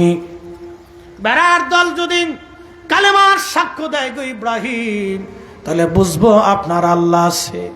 আল্লাহর খলিল ভেড়ার দলকে কাছে ডাকলেন। আল্লাহর খলিল যখন ডাক দিয়েছেন, সমস্ত ভেড়ার দল পালেরা দৌড়াইয়া কাবার পাশে আল্লাহর খলিলের সামনে দাঁড়ায় গেছে।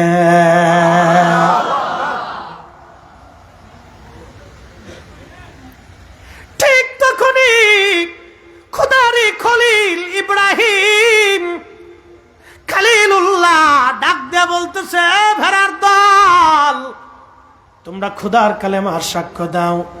একসাথে ভেড়ার দলরা প্রত্যেকটা ভেড়ার জবান খুলে গেল। ভেড়ার দল তখন বলতে লাগলো, লা ইলাহা ইল্লাল্লাহু ইব্রাহিম খলিলুল্লাহ। চিৎকার মেরে জোরে বলেন না মারহাবা। জুলকারনাইন বলল, হুজুর আর বুঝার বাকি নাই, আর বুঝার। খাজা বাবা আজমিরি আনা সাগরের পানি একটা লোটার ভিতরে তিনি আনলেন। সুবহানাল্লাহ কি বাড়ি যায় না? আপনারাও পারেন, সুযোগ আছে না এরকম? পৃথিবীতে বর্তমানে বিজ্ঞানীরা পারতো না? হ্যাঁ, সম্ভব আছে? অবশ্যই না। যদি বিজ্ঞানের ক্ষমতা থাকতো, তাহলে তারা যুদ্ধ করার আগে সব ওই দেশের নদীর পানি শুকাই ফেলতো। তাহলে ভারতে আমরা পানি ছেড়ে দিয়ে উপহার দিছি, ওইটা আমরা একবারে বোতলে ভরে ফেলতাম।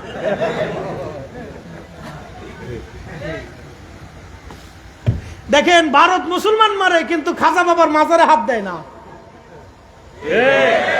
এত মুসলিম হিন্দু দাঙ্গা হলো, এত মুসলমান মরল, হিন্দু মরল, নিজেরা মারামারি করলো, যুদ্ধ বিগ্রহ হলো, কিন্তু খাজা বাবার মাজারেও হাত দেয় না। জানে এইখানে হাত দিলে এমন বাটাম চালান খাবো যে ভারত তো ভারত থাকবে না, ওর ইতিহাস পর্যন্ত পাইতে যাবে। ওলি আল্লাহকে খুশি করে গেছে। আনা সাগরের পানি পানির লুটার ভিতরে নিয়ে আসলেন। এইভাবে একজন না, দুইজন না, 1 কোটি কালেমাহিত বিশ্বাসী মানুষের কলিজায় খাজা বাবা আজমেরি কালেমার বীজ বপন করে দিলেন, যার কারণে আজকে উপমহাদেশে একটা না, দুইটা না, ৭৫ কোটি মুসলমান খাজা বাবা আজমিরির অবদান। যারা অলি মানো না, তোমাদের মতো বুকা বলদ আল্লাহর দুনিয়ায় আর হতে পারে না।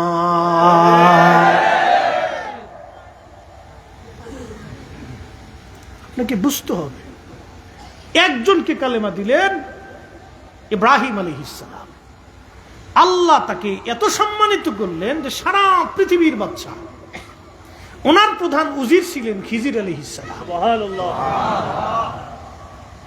দুইজনে আবে হায়াতের পানি পান করার জন্য রওনা দিছে। ইমাম ইবনে কাসির আল বাদায়াতে লেখছে, আবে হায়াতের পানি পান করার জন্য দুইজনে পৃথিবীর এক দুর্ভেদ্য জায়গা রওনা করছে।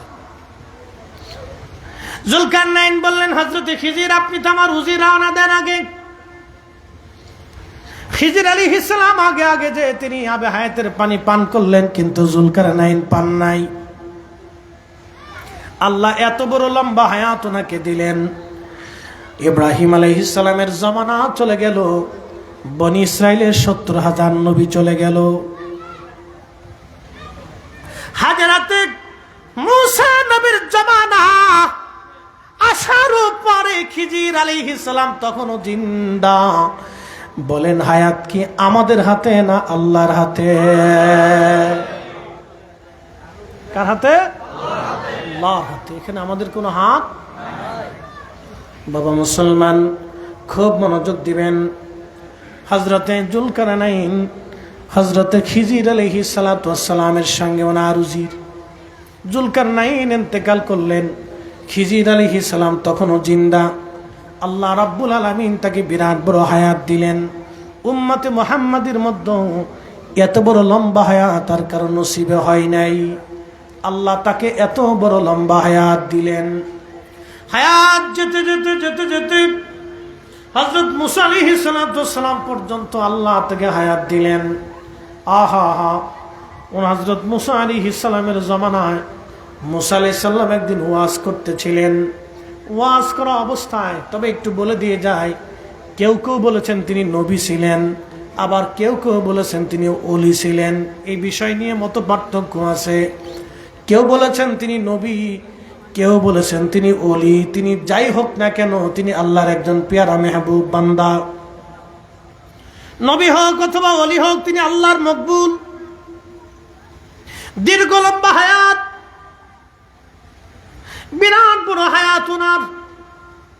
হযরত মুসা আলাইহিস সালামের জামানায় মুসা আলাইহিস সালাম ওয়াজ করতে লাগলেন। ওয়াজ করার সময় একজন ভদ্রলোক জিজ্ঞেস করলো, আল্লাহর নবী, বর্তমান জামানার সবচেয়ে জ্ঞানী ব্যক্তিকে? মুসা আলাইহিস সালাম জবাব দিলেন, আমি নিজে, আমি ছাড়া আর কে হবে? আমি ছাড়া? কিন্তু আল্লাহর কাছে প্রশ্নের উত্তরটা ভালো লাগে নাই। আল্লাহর কাছে ভালো লাগে না। এই জন্য পৃথিবীর যত অলি দেখবেন, অলিরা তারা নমনীয় ছিলেন, নরম ছিলেন। অলিরা নিজেকে নাসিজ, গুনাহগার মনে করতেন। পৃথিবীর যত অলিরা তারা কিন্তু আমাদের মতো এরকম দেখাইতেন না।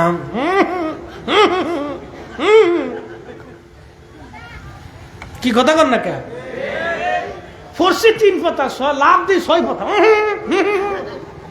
এগুলি কি? এগুলি আমাদের সুন্নিয়তের শিক্ষা না, তরিকতের শিক্ষা না। কোন ওলি জীবনে কোনো লাফালাফি করেন নাই। তারা মানুষদেরকে ভালোবাসা দিয়ে এমন ভাবে আকৃষ্ট করছেন, আল্লাহু আকবার। তাদের ভালোবাসায় এখনো মানুষ সিক্ত থাকে। তাদের মাজারের পাশে বসলে মানুষ শান্তি পায়। কারণ কি জানেন? ও রুহের একটা পাওয়ার আছে। কি কথা কর না কেন? রুহের কি আছে? পাওয়ার আছে। তারা ওই রুহ নিয়ে চলে গেছেন। আল্লাহ তাদের উপরে এত খুশি, ইন্না রাহমাতাল্লাহি কারীবুম মিনাল মুহসিনিন, তাদের উপর আল্লাহর অবারিত সাকিনা নাজিল হতেই থাকে। এজন্য মানুষ ওনাদের জিয়ারতে গেলে, ওনাদের পাশে বসলে অটোমেটিক আল্লাহর পক্ষ থেকে অন্তরে সাকিনা আসতে থাকে, মানুষের ভালো লাগতে থাকে। এজন্য মানুষ খালি ছুটে যায়। মানুষ কি যায়? ছুটে ছুটে তাদের কাছে যায়। প্রিয় মুসলমান, খুব মনোযোগ দিবেন। হাজরাতে খিজির আলাইহিস সালাতু ওয়াস সালাম যখন দুঃখিত মুসা আলাইহিস সালাম প্রশ্নের জবাব দিলেন, আল্লাহ তখনই ওহী করে বলেন, মুসা রে, তোমার জবাব সুন্দর হয় নাই। আয় মুসা, তুমি যাও, তোমার চাইতে আমি আল্লাহ একজন জ্ঞানী বান্দা বানায় রাখছি। তার কাছে যেই জ্ঞানটা আমি আল্লাহ দিছি সেই জ্ঞানটা তোমার কাছে নাই। একবার জোরে বলা যাবে সুবহানাল্লাহ। আমি তারে যেই এলেমটা দিছি, এলেমটা তোমার কাছে। আমি ফরিদ হিসাবের কাছে যে এলেমটা আছে, ওরে হুজুর গাউসে পাক মাইজবান্ডারির কাছে যেটা ছিল ওটা আমার কাছে। কথা কন না কেন? ওটা আমার কাছে।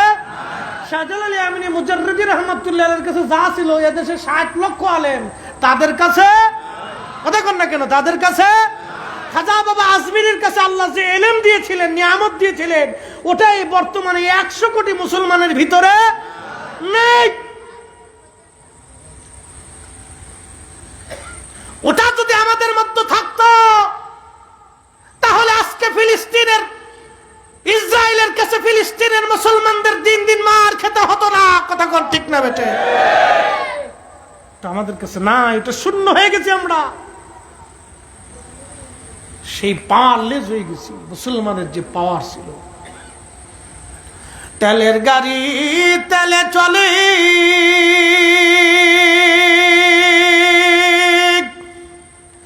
হাওয়ার গাড়ি হাওয়ায় উড়ে, বিনা তেলে চালায় গাড়ি নবী সুলাইমান। আমরা সেই মুসলমান, আমরা সেই মুসলমান, আমরা সেই মুসলিম। আমাদের খাবারের ভিতরে ভেজাল, পানির ভিতরে ভেজাল, নীতির ভিতরে ভেজাল, আকীদার ভিতরে ভেজাল, আমলের ভিতরে ভেজাল। সুদ খাইয়া, ঘুষ খাইয়া, অন্যায় করিয়া, মানুষের হক নষ্ট করিয়া কাবা শরীফে কোটি বছর যদি ইবাদত করেন, আল্লাহর কসম একটা সেজদাও আল্লাহর দরবারে কবুল হবে না।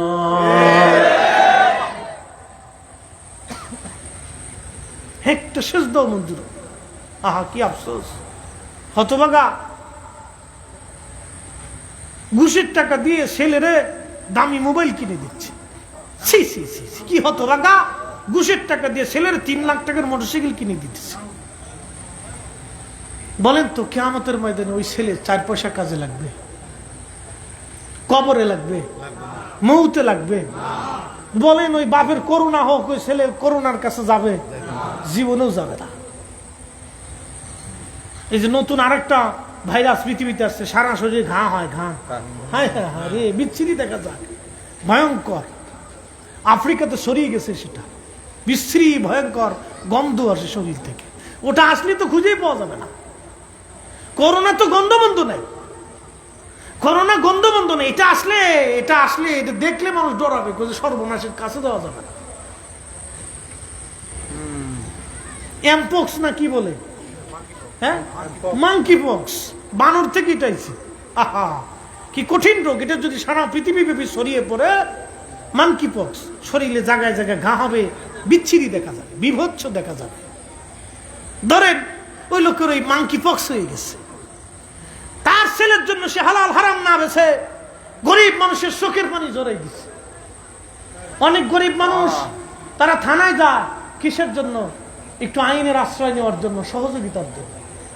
আদালতে যায় তারা একজন বৃদ্ধ মা ন্যায় বিচার পাওয়ার আশায়, কিন্তু যদি বিচারক টাকার ক্ষমতার অন্যদিকে ঝুঁকিয়ে ওই বৃদ্ধের চোখের পানি ধরায় দেয়, বলেন এই চোখের পানি সে কি করে তার মূল্য পরিশোধ করবে? কঠিন মেহসর এই লোকটা কি করে এই দরিদ্র মানুষের চোখের পানির মূল্য সেই দিন পরিশোধ করবে? শোনেন, শাহজালাল আমিনী শুধু খানকার পীর ছিলেন না, উনি জালেমকে ধ্বংস করার জন্য তলোয়ার হাতে নিয়েছিলেন। উপস্থিতি অন্যায়, আমাদেরকে মানুষকে বুঝাইতে হবে এটা অন্যায়, ঠিক না। এই চোখের পানি কিয়ামতের ময়দানে সে নিভাইতে পারবে না, এই চোখের পানির মূল্য সে পরিশোধ করতে পারবে না। এটা বড় কঠিন, বড় ভয়াবহ হবে সেই দিন। কত কঠিন ভয়াবহ হবে সে নিজেও বুঝতে পারতেছে না। তার সন্তান, স্ত্রী, পুত্র, পরিজন যাদের জন্য সে অন্যায় করলো, কেউ তাদের 4 পয়সাও 1 পয়সাও জীবনে কাজে লাগবে না। জীবন জিন্দিগিটাই বৃথা চলে যাবে বাবাজি। ওর কঠিন যাকে, এই জন্য আমাদেরকে বুঝতে হবে।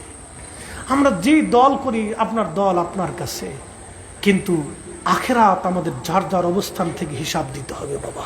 কি কথা কন না কেন, ঠিক কিনা? আখেরাতে আমাদের যার যার হিসাব আল্লাহর কাছে বুঝাই দিতে হবে, কিন্তু এটা মনে রাখতে হবে। আমি কোনো রাজনীতি করি না, কিন্তু যখন আপনি যে রাজনীতি আপনার পছন্দ হয়, যেই মানে সংগঠন আপনার পছন্দ হয় করেন, এটা আপনার ইচ্ছা। কিন্তু মনে রাখবেন, মেহেশরের আদালতে, কবরের জিন্দেগিতে যার যার প্রশ্নের জবাব তাকে বহন করতে হবে, যার যার হিসাব আল্লাহর দরবারে তাকে বুঝিয়ে দিতে হবে।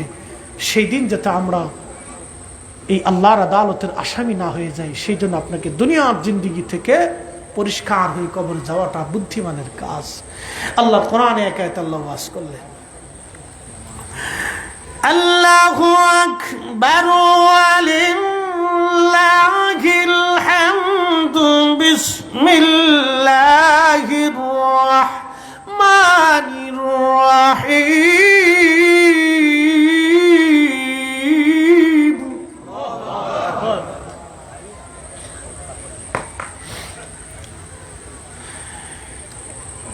ইয়া আইয়ুহাল্লাযীনা আমানু লা তুলহিকুম আমওয়ালুকুম ওয়ালা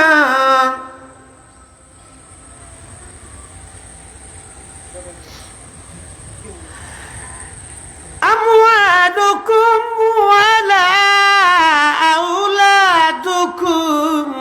আন যিকরিল্লাহ।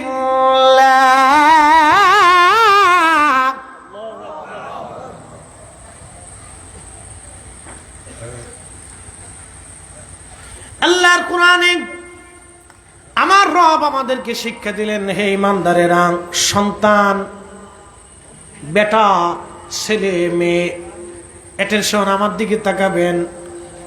ছেলে মেয়ে, সন্তান বেটার মোহে পড়ে, সম্পদের মোহে পড়ে। আপনারা দাওয়াত দিলেন, বেশি টাকা পাইয়া অন্য জায়গা চলে যাব, এখানে আসবো না। এটা কি ন্যায় না অন্যায়? জোরে বলেন, জোরে জোরে। দাওয়াত দিলেন আপনি, আপনার আগে হক। একজনে বলল, হুজুর আপনি আসেন, আপনার জিনিস বানাই দেওয়ানে অফার দেয়, অনেকেই অফার দেয়, খুঁজে খুঁজে পায় না, শেষ পর্যন্ত হুজুর দিওয়ানে আপনি আসেন। আমি চিন্তা করলাম, ভাই হয় পাইছি তো, আপনারা বললাম ভাই না, আপনি হয়তো জানেন না, কিন্তু জানে কে? অন্যায়, অন্যায়, এটা অন্যায় করা যাবে না।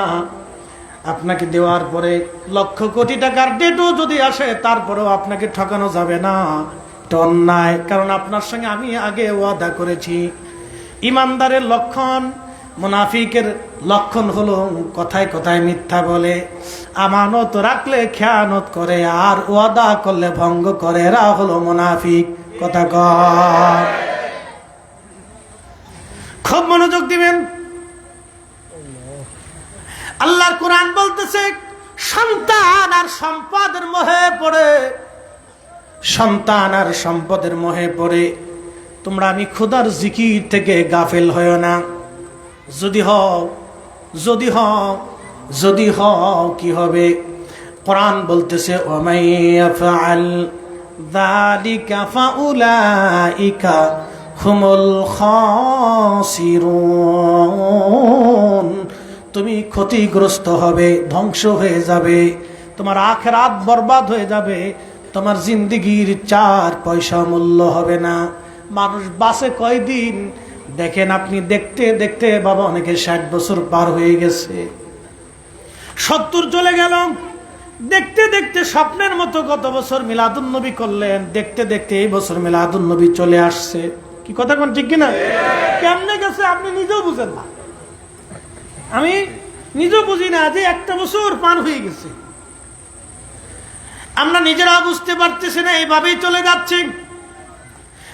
তাহলে আমাদের সবকিছু আল্লাহ তার রসুলের জন্য হতে হবে, নবীর কদমের গোলামির জন্য যদি আমরা করতে পারি আমরা জীবনে কামিয়াব হব, আমরা জীবনে কামিয়াব হব।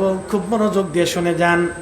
খিজির আলাইহিস সালামের কথা যেহেতু আসছে, ওনার জীবনের একটা ঘটনা আজকে শোনাই দেই। আর একটা ঘটনা আল্লাহর নবী নিজে বর্ণনা করেছেন। ইমাম ইবনে কাসির আল বিদায়ের মধ্যে, ইমাম বাইহাকি দালাইলুন নবুওয়াতের মধ্যে তিনি একটা ঘটনা লিখতেছেন। আল্লাহর নবী বললেন, সাহাবীরা রে, তোমাদেরকে কি খিজির আলাইহিস সালামের জীবনের একটা ঘটনা শোনাবো? সাহাবীরা বলেন, হ্যাঁ ইয়া রাসূলুল্লাহ, আপনি বলেন। বলে, সাহাবীরা রে, খিজির আলাইহিস সালাম একদিন তিনি এক বাজারের পাশ দিয়ে এক রাস্তা দিয়ে হেঁটে যাচ্ছিলেন। এমন সময় একজন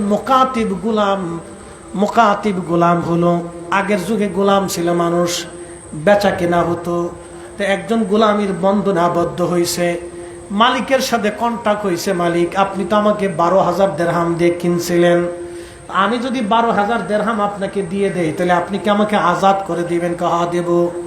এটাকে মোকাতিব গোলাম বলা হয়, অর্থাৎ উনি দিরহাম ফিরিয়ে দিলে স্বাধীন হয়ে যাবে। ওইরকম একজন গোলাম এসে খিজির আলাইহিস সালামের সামনে হাত পেতে বলল, আল্লাহর বান্দা, আমি আপনাকে চিনি না, কিন্তু আমি বড় অসহায়, আল্লাহর রাস্তায় আল্লাহর খুশির জন্য আপনি দয়া করে আমাকে কিছু দিরহাম দেন।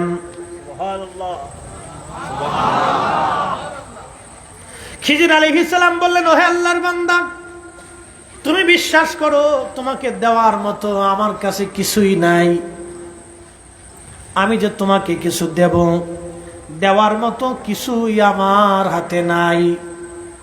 তখন খিজির আলাইহিস সালাতু ওয়াস সালাম বললেন, আল্লাহর বান্দা, তোমাকে দেওয়ার মতো তেমন কিছুই আমার হাতে নাই। আল্লাহর ওলি অথবা নবী, আল্লাহর এই প্রিয় মেহবুব বান্দা, তিনি পাশ কেটে আর একটু দূরে চলে গেলেন বাজারের এক কোনায়, কিন্তু লোকটা পাশ ছাড়ে না। লোকটা আমাদেরকে দেখলে অনেক ভিক্ষুকরা পাশ ছাড়তেছে না, জানে যে হুজুরের কাছে চাইলে হুজুরের দয়া আছে, কিছু না কিছু দিব, এরকম আসে, আশা আসে। তো আমাদের উচিত কি কিছু না কিছু দিয়ে তাকে বিদায় করা, কিছু না কিছু দিয়ে বিদায় করা। তো খুব মনোযোগ দিবেন। খিজির আলাইহিস সালাতু ওয়াস সালাম পাশ কেটে উনি চিন্তা করলেন, যদি সে চলে যায় ভালো কথা, কারণ ভিক্ষুক যারা তাদেরকে ধমক দেওয়া যাবে না। আল্লাহর কোরআন বলল, আম্মাস সাইলা ফালা তানহার, নবী গো উম্মতকে শিখান, উম্মত যাতে ভিক্ষুকরে কখনো ধমক না দেয়, কারণ যিনি ভিক্ষুক বানান তিনি আল্লাহ, যিনি রাজা বানান তিনি আল্লাহ। নদীর এপার ভাঙ্গে ওপার গড়ে, এই তো নদীর খেলা, সকাল বেলার ধনী রে তুই, ফকির সন্ধ্যা বেলা। কথা সত্য না মিথ্যা? কুলিল্লাহুম্মা মালিকাল মুলক, হুজুর আপনি বলে দেন তামাম মুলকের মালিক আমি আল্লাহ। তুতিল মুলকা মান তাশা, আমি যাকে খুশি মুলকের রাজত্বের মালিক বানাই, বাদশাহী আমি আল্লাহ দেই, ধনী আমি আল্লাহ বানাই, ক্ষমতা আমি আল্লাহ দেই, তাকে সম্মানিত করি। তো ইজ্জু মান তানজিউল মুলকা মিম্মান তাশা, এবং যার কাছ থেকে খুশি আমি আল্লাহ রাজত্বকে সিনাই নিয়ে যাই, ক্ষমতা হস্তান্তর করি, পাওয়ারলেস করে দিই, অর্থবিত্ত কেড়ে নিয়ে তাই গরিব বানায় দিই। হুজুর আপনি বলে দেন, তো ইজ্জু মান তাশাউ ওয়া তুদিল্লু মান তাশা, যাকে খুশি ইজ্জত আলা বানাই, যার কাছ থেকে খুশি আমি আল্লাহ ইজ্জত ছিনাই নেই। এজন্য আল্লাহর ওলিরা আল্লাহর দেওয়া ইজ্জতের গোলামি তারা করত। আল্লাহর ওলিরা আল্লাহর দেওয়া সম্মান নিয়ে তারা ঘুমিয়ে গেছে, যার কারণে আজও পর্যন্ত আমিরুল মুমিনিন ফিল হাদিস ইমাম বুখারীর মাজার জিয়ারত করার জন্য উজবেকিস্তানের বুখারা যাওয়া হয়, ইমামুল আজমের মাজার জিয়ারতের জন্য ইরাকের বাগদাদে যাওয়া হয়, হুজুর গাউসে পাকের কদমে হাজিরা দেওয়ার জন্য মানুষেরা সুদূর ইরাকের বাগদাদে ছুটে চলে যায়। কথা বলেন ঠিক না বেঠে? তা আল্লাহ প্রদত্ত ইজ্জত তাদের জন্য।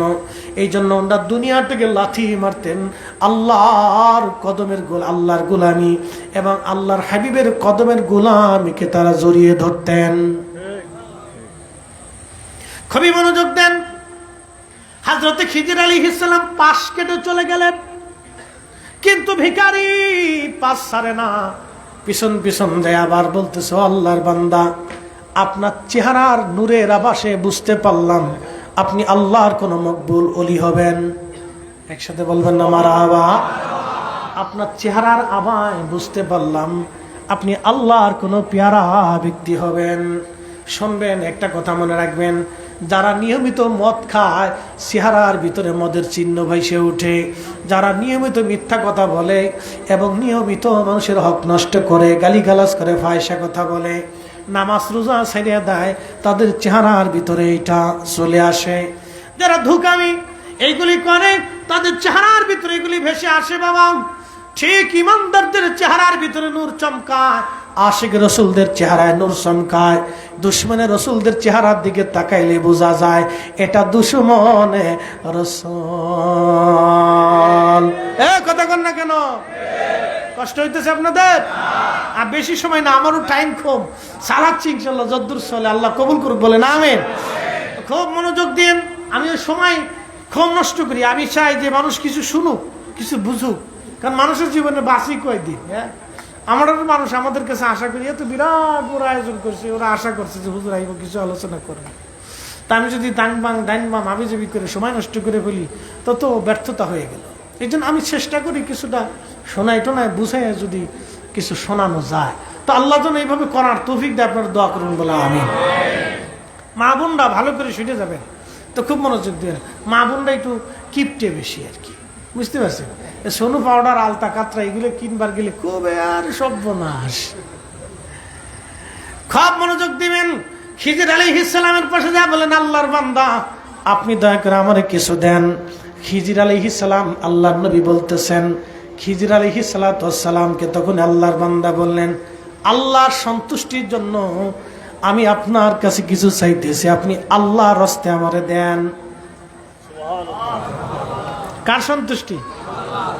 জোরে, আল্লাহর সন্তুষ্টির জন্য আল্লাহর রাস্তায় আমি আপনার কাছে কিছু চাইতেছি, দয়া করে আমারে ফিরাইয়েন না। খিজির আলাইহিস সালাম বলতেছে, আল্লাহর বান্দা তুমি আমার কথা বিশ্বাস করতে পারতেছ না, আমি একজন দিনহীন ব্যক্তি, দুনিয়া বিরাগী ব্যক্তি, আমার কাছে কিছু নাই, তবে একটা জিনিস আছে, তুমি আমার বাজারে নিয়ে বিক্রি করে দাও। একসাথে বলবেন আল্লাহু আকবার। তুমি যেহেতু আল্লাহর রাস্তায় বলছো, আল্লাহ সন্তুষ্টির কথা বলছো, তাহলে আমি তা তোমাকে ফেরত দিতে পারি না। তাহলে তুমি আমাকে বাজারে নিয়ে যাও, বিক্রি করে যা পয়সা পাবা তুমি নিয়ে চলে যাও, আমি এটা ছাড়া আর কিছু দিতে পারবো না। দেখ, আচ্ছা ঠিক আছে, তাও চলেন। কি ভিখারি চিন্তা করছেন, মারাত্মক ভিখারি সে। আচ্ছা ঠিক আছে, চলেন, আপনার বেচে টাকা লয়ে যাবো। খুব মারাত্মক লোক। আল্লাহ নবী বলতেছে, সাহাবীরা রে, তখন এই লোকটা খিজির আলাইহিস সালামকে নিয়ে গেল বাজারে, 400 দিরহামে বিক্রি করলো। কত দিরহাম? 400 দিরহামে বিক্রি করা হলো। তখনকার দিনে 400 দিরহাম কিন্তু কম না, আজ থেকে হাজার হাজার হাজার হাজার বছর আগের ঘটনা। 400 দিরহামে বিক্রি করলেন। বিক্রি করার পরে খিজির বললেন, তুমি তো পাইলা, যাও আল্লাহর রাস্তায় নিয়ে চলে যাও। তখন যে লোকটা খিজির আলাইহিস সালামকে কিনলো, সেও খিজির আলাইহিস সালামকে চিনতে পারে নাই বটে, কিন্তু চেহারা দেখে বুঝতে পারছে সে আল্লাহর কোন বুজুর্গ বান্দা হবে। বাড়ি নিয়ে গেছে, এখন আর কাজ করায় না। কি করে না? কাজ করায় না। তো খিজির আলাইহিস সালাম একদিন বলতেছে, ও আল্লাহর বান্দা, তুমি 400 দিরহাম খরচা করে আমার এক বাজার থেকে কিনে নিয়ে আসলে, তো তুমি তো আমার কাজের জন্য কিনছো, তো কিছু কাজ বাজ আমারও দাও, এইভাবে বসায় বসায় খাওয়ালে কি হবে? একসাথে বলবেন আল্লাহু আকবার। বসায় বসায় খাওয়ালে কি হবে? এই যে শোনেন, ওলিদের সম্মান এটা আল্লাহ প্রদত্ত, কথাক্ষণ ঠিক কিনা? আল্লাহর প্রিয় মেহবুবদের সম্মান আল্লাহ প্রদত্ত। আল্লাহ মানুষের যাকে পছন্দ করে তার অন্তরে ওলিদের নবীদের মোহাব্বত আল্লাহ ঢুকাই দেয়।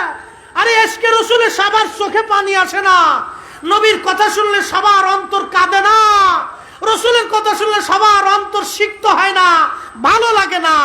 আল্লাহ রসুলের কথা শুনলে যার অন্তর সিক্ত হয়, বুঝতে হবে আল্লাহ তার কালবে আল্লাহ রসুলের প্রেম ঢেলে দিয়েছে, ঢেলে দিয়েছে, কথা কয় ঢেলে দিয়েছে। এটা ভাগ্য, ভাগ্য সবার নসিব হয় না ভাই, দলিল দিয়ে হয় না, এটা দলিল দিয়ে হয় না, দলিল দিয়ে এটা বোঝানো যায় না। প্রিয় উপস্থিতি, হযরতে খিজির আলাইহিস সালাম বলেন, আল্লাহর বান্দা তুমি আমার একটা কাজ দাও।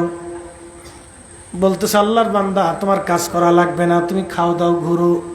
কয় না না, কাজ দাও, কিছু কাজ তো করা লাগবে, আমার তো হক আদায় করতে হবে। তা বলতেছে, আমার কিছু ওই পাথর আছে, এই পাথরের সুরকি অথবা পাথর, ছোট ছোট পাথরগুলি সরাইতে হবে, এই জায়গা থেকে ওই জায়গা নেওয়া লাগবে। এটা 6 জনের কাজ ছিল। কয়জনের কাজ? 6 জনের কাজ। আল্লাহর নবী বলতেছেন 6 জনের কাজ। এই কথা বলে তার মালিক চলে গেল অন্য জায়গায়। 6 জনের কাজ, সারাদিন 6 জন লাগবে ওই কাজটা শেষ করতে। এত পরিমাণে পাথর যে সরাইতে 6 জনের দরকার সারাদিনে, কিন্তু খিজির আলাইহিস সালাম একাই একজনে 1 ঘন্টায় 6 জনের কাজ সেরে ফেললেন। আল্লাহু আকবার। আনা সাগরের পানি লুটার ভিতরে আছে, কত কত মেশিন লাগছে। হ্যাঁ, খাজা বাবা আজমিরি কয়টা মেশিন সেট করছিল? কেন মেশিন লাগে নাই, খালি লুটা সাইডে দিয়ে চলে আসো, আল্লাহর হুকুমে সব চলে আসো, আর বসে থাকবো না, সব সব পানি এদের ভিতরে এসে পড়ো। পানি খাজা আজমিরি ডাকছে, আল্লাহর হুকুমে পানি আর স্থির থাকতে পারে না, সব একটা লুটার ভিতরে চলে আসছে। এটা ওলিদের বৈশিষ্ট্য, কতক্ষণ ঠিক কিনা? আল্লাহ প্রদত্ত নিয়ামত, যে সবারে আল্লাহ দেয় না, সবাইরে আল্লাহ দেয় না। আল্লাহ যারে পছন্দ করে তারে দেয়, সবাইকে দেয় না। এই জন্য এগুলি চাইলেই পাবেন না। হযরতে খিজির আলাইহিস সালাম 6 জনের কাজ সারা দিনে যেটা লাগবে তিনি 1 ঘন্টার মধ্যে সেরে ফেললেন। মালিক আসার পরে চিন্তায় পড়ে গেল, কি করে সম্ভব? এরপরে মালিক মনে মনে চিন্তা করলো, লোকটা সহজ কোনো লোক না, আল্লাহর বুজুর্গ বান্দা, এর কষ্ট দেওয়া যাবে না, আর কাজ দেয় না। আবার আরেকদিন দেখো মালিক, কাউকে তুমি কাজ বলতে অনেক কাজ লাগবে না, খানদান ঘুরেন, মারহাবা কর, খানদান ঘুরে বলেন আপনারে দিয়ে কাজ করাবো না, আপনারে দিয়ে কাজ করানো যাবে না। রাবেয়া বসরি রাত্রিবেলা উনার মালিকের বাড়িতে তাবুর, উনার পাশের, উনার ঘরে, মালিকের পাশের ঘরে রাবেয়া বসরি দাসী পাশের ঘরে রাত্রিবেলা ওই যে মোমবাতি জ্বালাইয়া রাত্রিবেলা নামাজ পড়তেছে। রাবেয়ার মালিক মনে মনে চিন্তা করলো, হায় হায়, রাবেয়ার ঘরে এত রাত্রে বাতি জ্বলে, কারণটা কি? রাবেয়ার ঘরে বাতি জ্বলে কেন? ও যুবতী নারী, ওর ঘরে রাত্রিবেলা বাতি জ্বলবে কেন? এবার আসছে মালিক, আস্তে আস্তে আস্তে আস্তে রাবেয়ার ঘরের জানালার পাশে দাঁড়ায়া দেখতেছে রাবেয়া সেজদার মধ্যে পড়ে কান্দে আর কয়, আল্লাহ তুমি আমার দুনিয়ার এক মালিকের অধীন বানাইছো, সারাদিন দুনিয়ার মালিকের কাজ করা লাগে, রুটি বানার লাগে, বাড়িঘর পরিষ্কার করা লাগে, মালিকের পানি আগায় দেওয়া লাগে, পানি গরম করা লাগে, মালিকের বাড়ি গাড়ি গরু হাট দুম্বা মুরগি ছাগল ভাড়ার কাজ করা লাগে। আল্লাহ তুমি দুনিয়ার এক মালিকের অধীন আমারে বানাইছো, আল্লাহ সারাদিন তোমারে ডাকতে সময় পাই নাই, আমি রাবেয়া তোমার গোলাম, আল্লাহ রাত্রিবেলা সুযোগ পাইছি, সেজদায় পড়ছি, আল্লাহ তুমি বেজার হইও না, আল্লাহ তুমি রাগ করো না, আল্লাহ তুমি বেজার হইও না। আল্লাহু আকবার। এরকম দেশ বেডি খুব কম আছে আমাদের দেশে, এরকম নারী বহু কম আছে, নাই এরকম নারী নাই। বেডিরা সব স্টার জলসার পাগল, আর ফেসবুকের পাগল, আর ইউটিউবের পাগল। এইরকম নারী নাই আমার দেশে। নারীর বড় অভাব, নারীর বড় অভাব। মালিক হাত পা কাঁপতেছে, হায় হায় আমি কারে দিয়ে কাজ করাই। রাবিয়া তো দুনিয়ার সাধারণ নারী না, যে নারী সারা রাত্র এইভাবে ইবাদতে কাটায়, রাবিয়ারে দিয়ে আর কাজ করাবো না। সকালবেলা ফজরের নামাজ পড়ে ডাক দিছে, রাবিয়া মনি আজকে থেকে তুমি আর কোনো কাজ আমার বাড়ি করবা না। রাবিয়া বলতেছে, মালিক আমি গরিব মানুষ, কাজ না করলে চলবো কিভাবে? তারাই যদি দেন আমি কোন জায়গা যাব? আমি একজন নারী। মালিক ডাক ডাকা, রাবিয়া রে তুমি কাজ করবা না, কিন্তু মাসে মাসে বেতন নিবা, আমার বাড়ি থাকবা, আমার বাড়ি খাবা, আর তুমি ওই মালিকের কাজ করো রে রাবিয়া, তুমি এখন থেকে ওই মালিকের কাজ করবা।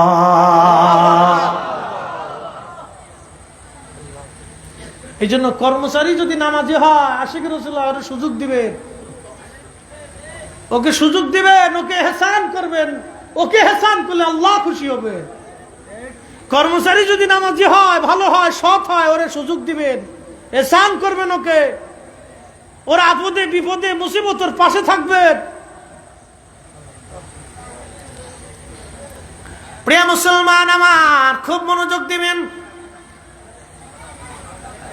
আল্লাহর নবী ডাক দিয়ে বলতেছে, হযরতে খিজির আলাইহিস সালাতু ওয়াস সালাম তিনি সেই দিন মালিক এসে বলতে যায়, সর্বনাশ, লোকটা তো সাধারণ না, এই লোকটাকে তো আর এত বড় কাজ দেওয়া যাবে না। কিন্তু খিজির আলাইহিস সালাম বারবার বলতেছিল, মালিক আপনি তো কিনে আনছেন আমারে, কিছু কাজ বাজ দেন। কয় না, কাজ করা লাগবে না, একবার জোরে বলা যাবে কি মারহাবা, সালাতুন ইয়া রাসূলুল্লাহ,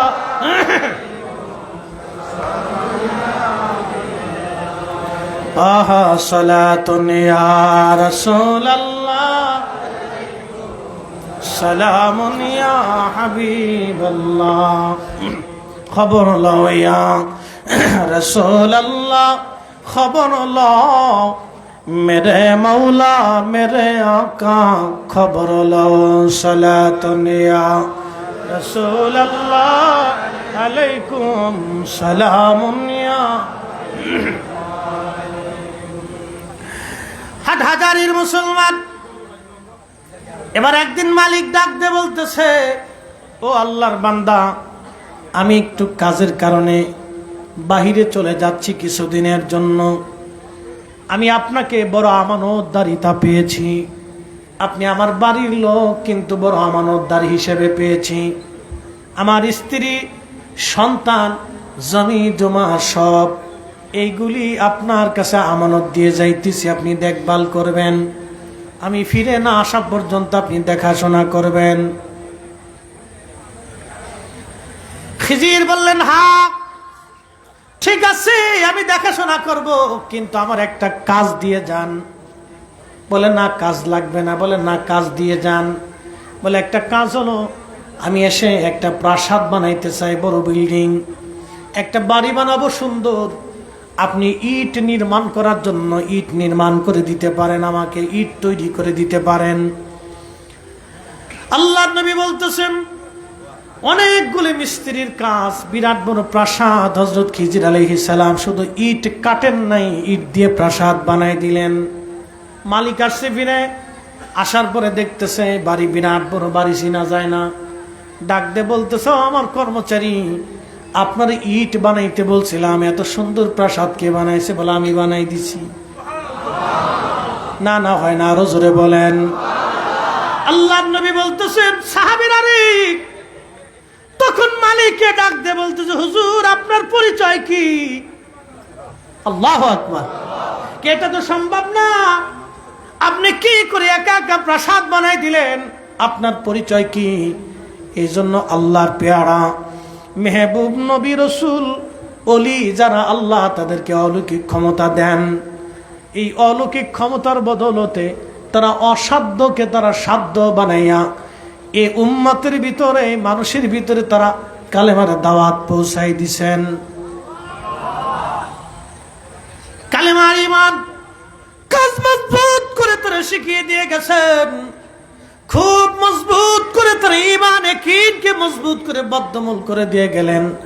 আহা, তখন বলতেছিলেন, হুজুর আপনি কে, পরিচয় কি, দয়া করে দিবেন। বলতেছে, আমার পরিচয় কি দেওয়া লাগবে? বলে, হ্যাঁ অবশ্যই পরিচয় দিতে হবে, না দিলে আপনাকে ছাড়ব না। বলতেছে, আমার পরিচয় আমি খিজির আলাইহিস সালাম।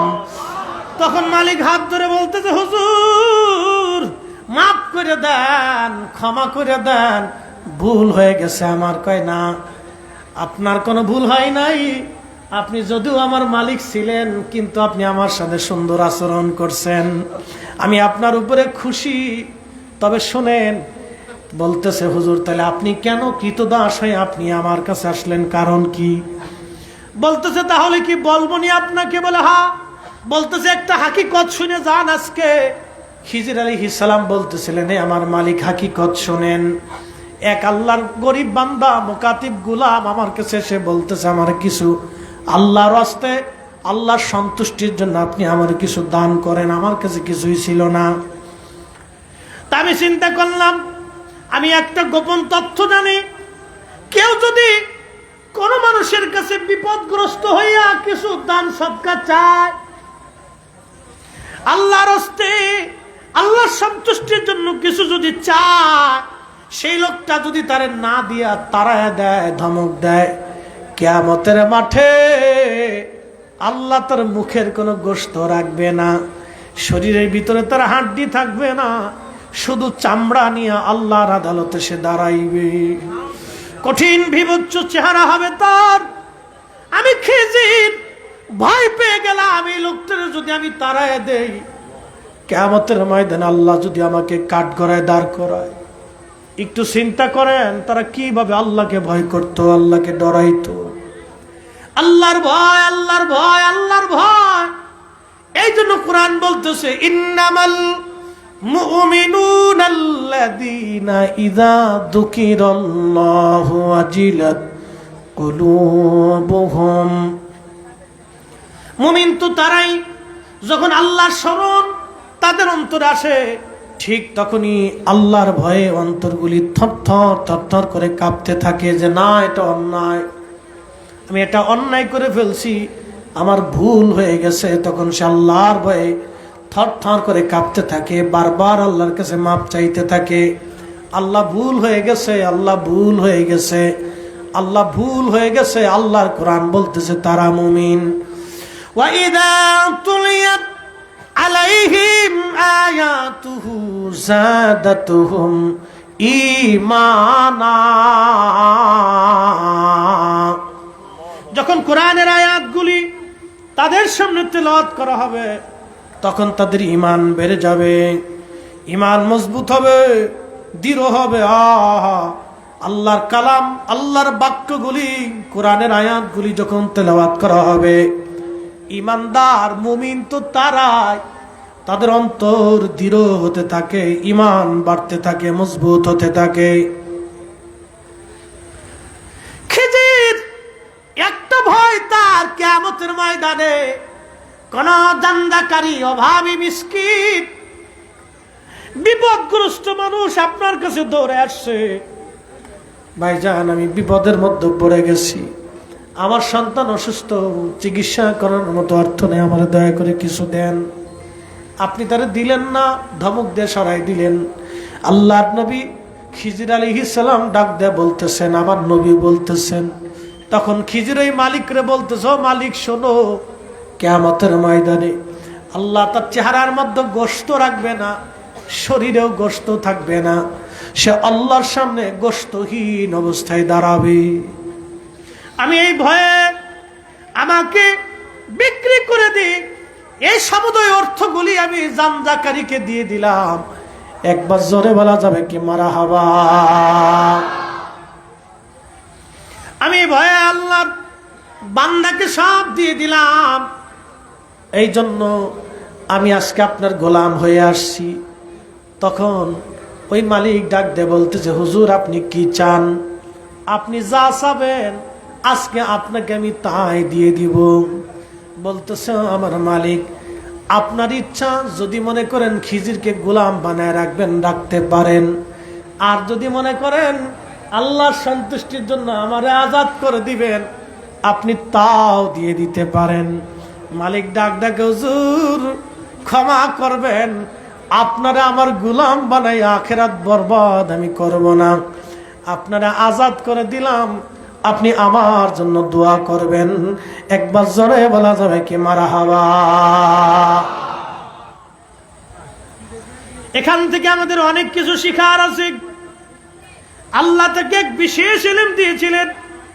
মুসা আলাইহিস সালামের কথা, মুসা আলাইহিস সালামকে আল্লাহ বলেন, মুসা রে, তোমার চাইতেও একজন জ্ঞানী আমি রাখছি, তুমি যাও তার কাছ থেকে জ্ঞান নেওয়ার জন্য। বলে আল্লাহ কোথায় গেলে তারে পাবো? আল্লাহ বললেন, দুই সাগরের মিলস্থান। আহা, যেখানে দুই সাগর এক জায়গা হইছে, কিন্তু একটা ঘোলা পানি আর একটা নীল পানি, এক পানি আর এক পানির মধ্যে যায় না, নীল পানি ঘোলা পানির মধ্যে যায় না, ঘোলা পানি নীল পানির মধ্যে যায় না। দেখেন, নদী হুকুম মানে আল্লাহর, সূর্য আইন মানে আল্লাহর, বাতাস আইন মানে আল্লাহর, রাত আইন মানে আল্লাহর। এই যে আবহাওয়া, বাংলাদেশের 6টা ঋতু আইন মানে আল্লাহর। একমাত্র আমরা আল্লাহর আইন মানলাম না, আমরা আল্লাহর আইনটাকে ডাইভার্ট করলাম, উপেক্ষা করলাম। আহা, আমাদের জীবন বড় বরবাদ, আমরা বড় হতভাগা। খুব মনোযোগ দিবেন হাটহাজারের মুসলমান। হযরত মুসা আলাইহিস সালামকে আল্লাহ আর বলেন, মুসা তুমি মাছ ভাজি করে নিয়ে যাবা, মাছ ভাজি করে নিয়ে যাবা। যেখানে তোমার ভাজা মাছ জিন্দা হইয়া সাগরের মধ্যে চলে যাবে, ওইখানেই তুমি সেই লোকের সাক্ষাৎ পাবা। একসাথে বলবেন কি মারহাবা? এজন্য পৃথিবীতে কিছু ওলি আছে বাবা, তাদেরকে চিনা যায় না। আবদাল আছে, কুতুব আছে, আক্তাব আছে, এরা আমাদের মাঝে সহজে আসে না। এরা মানুষ থেকে দূরে থাকে, নিভৃতে নির্জনে তারা থাকে, মানুষের মেলে মানুষের ভিড়ে তারা আসে না। তারা এমন কিছু ব্যক্তি ওলি আছে যাদের দুনিয়ার মানুষ তাদের চিনতে পারে না, কিন্তু তারা আল্লাহর মহান ওলি, আল্লাহর বন্ধু। এরা ওলি সারা ওলি চিনা যায় না। একবার জোরে বলা যাবে কি মারহাবা? ওনাদেরকে সবাই চিনতে পারে না। তো উনি ওইখানে গেলেন, ইউসা ইবনে নুনকে নিয়ে মাছ ভাজি করে দুইজনে রওনা দিছে। হাঁটতে হাঁটতে হাঁটতে হাঁটতে ওই দুই সাগরের মিলিত স্থান, ওইখানে একটা পাথর, মস্ত বড় পাথর, পাথরের মাঝখানে, অ্যাটেনশন, পাথরের মাঝখানে একটু গর্ত ছিল। এই গর্তের ভিতরে প্রস্রবণ ছিল, পানি ছিল। পাথর থেকে অটোমেটিক পানি আসতো।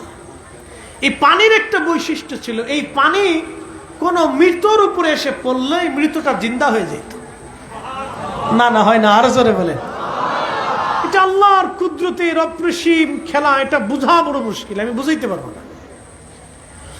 ওই পাথরের উপরে মাথা দিয়ে মুসা আলাইহিস সালাম চাদর মোড়া দিয়ে শুয়ে পড়লেন। ইউসা ইবনে নুন বসে আছে, পাথরের পানি গড়াইয়া মাছের উপরে পড়লো। ভাজি মাছ, কি মাছ? ভাজি মাছ জিন্দা হইয়া লাফায়া লাফায়া লাফায়া লাফায়া সাগরের মধ্যে চলে গেল। আহা, আমি কোরআনের ঘটনা, এটা আমার ঘটনা, কোরআন শরীফের ঘটনা, সূরা কাহাফে আসছে। ভাজি মাছগুলি জিন্দা হইয়া লাফাইয়া লাফাইয়া মাছগুলি, মাছটা চলে গেল সাগরে। মুসা আলাইহিস সালামের ঘুম ভাঙলো। ইউসাকে বললো, ইউসা তাড়াতাড়ি চলো, তারা একদিন এক রাত আবার হাঁটতে শুরু করলো। হাঁটতে হাঁটতে বহুদূর ক্ষুধা লেগে গেছে মুসা আলাইহিস সালামের। ডাক দেখে, ইউসারে, থলের মধ্যে যে ভাজি মাছ রাখছিলাম, এই মাছটা কোন জায়গায় আছে বলো। বলে, হুজুর ক্ষমা করে দিবেন, শয়তান আমারে বুলাই দিছিল, আপনি যেখানে চাদর মোড়া দিয়ে ঘুমাইছিলেন ওইখানে মাছটা জিন্দা হইয়া লাফায়া লাফায়া সাগরের মধ্যে চলে গেছে। আপনারে বলতে আমি ভুলে গেছিলাম, আমার এই কথা মনে নাই। মুসা নবী ডাকতে বলতেছে, আরে ইউসা, করলি কি? ওই জায়গার খোঁজেই তো আল্লাহ আমারে পাঠাইছে। মারহাবা কর। ওই জায়গার খোঁজেই তো আল্লাহ আমারে পাঠাইছে। আমি তো ওই জায়গার তালাশ করতেছিলাম, ওই জায়গাটা। হযরত ইউসা ইবনে নুন বলল, হুজুর ভুল হয়ে গেছে, মাফ করে দেন, আমি বুঝতে পারি নাই, শয়তান আমারে বুলাই ফেলছে। দুইজন আবার রওনা করলেন। ঠিক যেই পাথরে হযরত মুসা আলাইহিস সালাম চাদর মোড়া দিয়ে ঘুমাইছিলেন, মুসা আলাইহিস সালাম এসে দেখলেন একটা ভদ্রলোক সবুজ চাদর উপরে, ওই পাথরের উপরে মাথা দিয়া, সবুজ চাদর দিয়া মাথা এবং শরীরটা ঢেকে দিয়ে লম্বা করে শুয়ে আছে। মুসা আলাইহিস সালাম যা সালাম দিলেন, আসসালামু আলাইকুম ওয়া রাহমাতুল্লাহ। খিজির আলাইহিস সালাম সালামের জবাব দিয়ে বললেন, এই দেশে কি সালাম আসেনি? সালাম দিল কে? আপনার পরিচয় কি? বলে, আমার নাম মুসা। বলে, আপনি কি বনি ইসরাইলের নবী মুসা? বলে, হ্যাঁ, আমি বনি ইসরাইলের নবী মুসা। বলতেছে, আল্লাহর পয়গম্বর, আমার কাছে আপনার কাজ কি? কি জন্য আইছেন? বলে, আল্লাহ পাক কুরআনুল কারীমের ভিতরে আল্লাহ রাব্বুল আলামিন, আমার মালিক, আমার রব জানাই দিলেন, ফাওয়াজাদা আবদাম মিন ইবাদিনা আতাইনাহু রাহমাতাম মিন ইনদিনা ওয়াল্লামনাহু মিন লাদুন্না ইলমা। একবার জোরে বলা যাবে কি মারহাবা? কোরআন বলতেছে, ফাওয়াজাদা আবদান মিন ইবাদিনা, আমার বান্দাদের ভিতরে যারা আমাকে ডাকে, আমাকে খুশি করেছে, রাজি করেছে, আতাইনাহু রাহমাতাম মিন ইনদিনা, আমার কাছ থেকে রহমত প্রাপ্ত। সাথে জোরে বলেন না মারহাবা। কি প্রাপ্ত? জোরে বলেন না, আরো জোরে বলেন, আরো জোরে বলেন। মাটির নিচে অলি, রহমত সারা না রহমত নিয়ে? হ্যাঁ হ্যাঁ, জোরে বলেন, জোরে জোরে। মাটির নিচে অলি, রহমত সারা না রহমত নিয়ে? মাটির উপরে অলি, রহমত নিয়ে না রহমত সারা? রহমত নিয়ে। আল্লাহ বললেন, ওয়াল্লামনাহু মিন লাদুন্না ইলমা, আমি একটা বিশেষ জ্ঞান তাকে দান করেছি, ইলম, বিশেষ ইলম, ইলমে লাদুন্নি, ইলমে মারিফত, ইলমে হাকিকত, ইলমে মারিফত, ইলমে হাকিকত। আমি একটা বিশেষ নিয়ামত আমি তাকে দান করেছি। ও মুসা, মুসারে যাও সেইখানে। মুসা নবী ডাক দেখ, আল্লাহ আপনার একটা বিশেষ জ্ঞান দিয়েছে, ওই জ্ঞানটা আমার কাছে নাই। আল্লাহ আপনার কাছে আমারে পাঠাইছে ওই জ্ঞান এলেম অন্বেষণ করার জন্য। আপনার সোহবতে আমারে রাখেন, আর রাখিয়া ওই এলেমের দশ আপনি আমারে দেন। তখন তিনি বললেন, ক্বালা ইন্নাকা লান তাসতাতিয়া মাইয়া সাবরা। ওরে মুসা নবী গো, এই এলেম অর্জন করতে হলে আপনি আমার সাথে ধৈর্য ধরতে পারবেন না। এই এলেম চাইলেই পাওয়া যায় না। খাজা বাবা আজমিরি যেটা পেয়েছিলেন আপনি ইচ্ছা করলেই পাবেন না। কি কথা কন না কেন? আপনি ইচ্ছা করলে কি ডক্টর ইউনূস হবেন? ইচ্ছা করলেই কি হার্ভার্ড ইউনিভার্সিটির ভাইস চ্যান্সেলর হবেন? ইচ্ছা করলে কি আপনি অক্সফোর্ড ইউনিভার্সিটির চ্যান্সেলর হবেন? ইচ্ছা করলেই আপনি পারমাণবিক বিজ্ঞানী হতে পারবেন না। ইচ্ছা করলে আপনি ওলি হতে পারবেন না, পারবেন না। আপনাকে অনেক সাধনা করতে হবে, সাধনার পরে পরীক্ষায় যদি পাশ করেন তাহলে আপনি কামিয়াব হয়ে যাবেন। খুব মনোযোগ দিবেন। আল্লাহ রাব্বুল আলামিন যখন বললেন, আরে হযরত খিজির আলাইহিস সালাতু ওয়াস সালাম বললেন, খিজির আলাইহিস সালাতু ওয়াস সালাম বললেন, ওগো আপনি সবর করতে পারবেন না।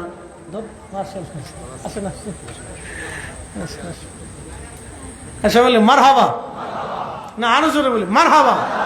আপনি ধৈর্য ধরতে, সময় কম তো, হুজুর এসে পড়ছে, আমারও টাইম শেষ, এই শেষ করে দিয়েছে। আপনি ধৈর্য ধরতে পারবেন না। ইলমে লাদুন্নি, পীরের কাছে মুরিদ কেমনে হবেন? এই কোরআনের দলিলে। আল্লাহু আকবার।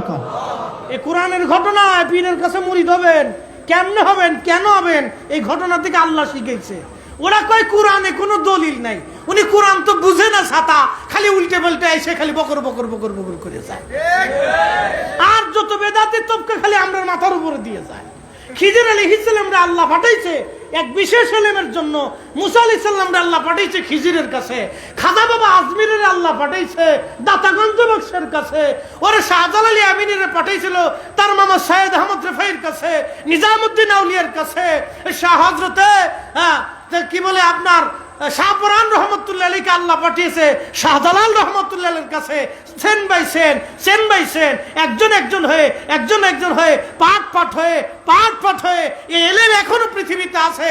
আমরা পাই না, দেখি না, ধরতে পারি না, সেটা আমাদের দোষ। কিন্তু পীর মুরিদি বায়াত ইলমে লাদুন্নি কিয়ামত পর্যন্ত জমিনে থাকবে। কথা বলেন ঠিক না বেটা?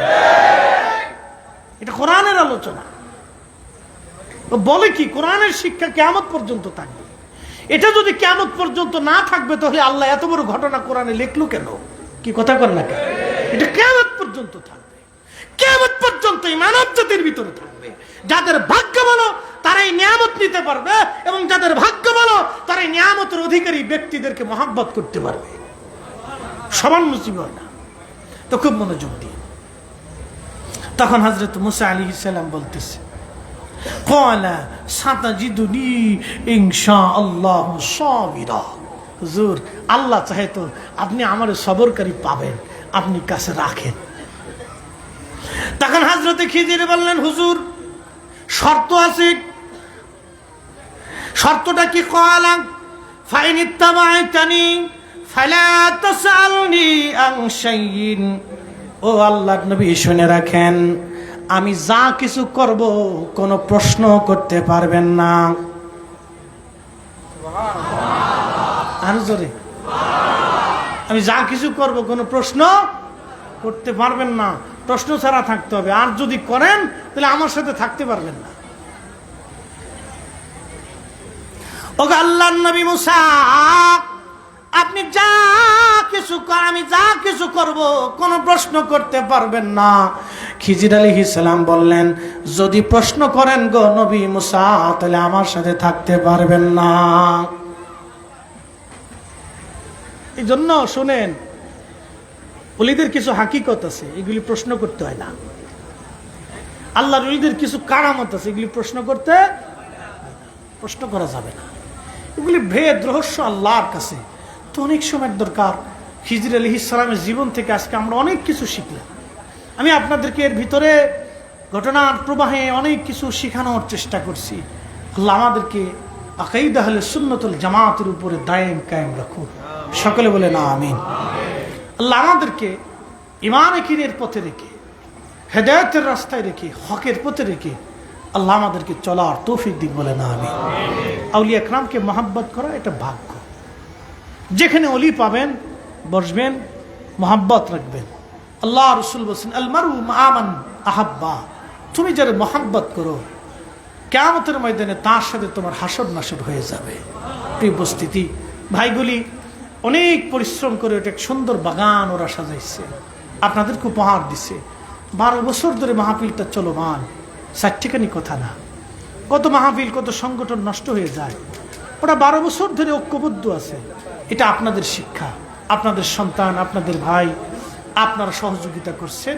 এভাবে সহযোগিতার হাত আপনারা অব্যাহত রাখবেন, বন্ধ করা যাবে না। মোহতারাম, আজকের প্রধান আলোচক বিশিষ্ট আলেম দ্বীন আল্লামা জনাব সৈয়দ মোহাম্মদ সৈয়দুল বারি সাহেব মাদ্দাজিল্লাহুল আলী হুজুর কেবলা আসছেন। ইনশাআল্লাহ তিনি তাকরীর করবেন, দোয়া করবেন। এই অধমের জন্য আপনারা দোয়া করবেন, আল্লাহ আমাদেরকে সহি সালামতে রাখুক। সকলে বলেন আমিন। একটা কথা লাস্টে বলে দিয়ে যাই, শোনেন, উগ্রতা দিয়ে আমরা কখনো এই আগামীর দিন সুন্দর করতে পারবো না। কথা বলেন ঠিক কিনা? এই যে আমাদের দেশে বন্যা হলো, সবাই কিন্তু বন্যায় ঝাঁপায় পড়ছি, পীর, মাশেক, আলেম, উলামা, সাধারণ, এমনকি ছোট ছোট বাচ্চা, তাদের টিফিনের টাকাটা বন্যার মানুষের দিয়ে দিছে। এটা কিন্তু আমাদের জন্য আগামীর শুভ লক্ষণ। বন্যাতে দেশের জন্য আমরা সব একসাথে কিন্তু সবাই ঝাঁপাই পড়ছি। কতক্ষণ ঠিক কিনা?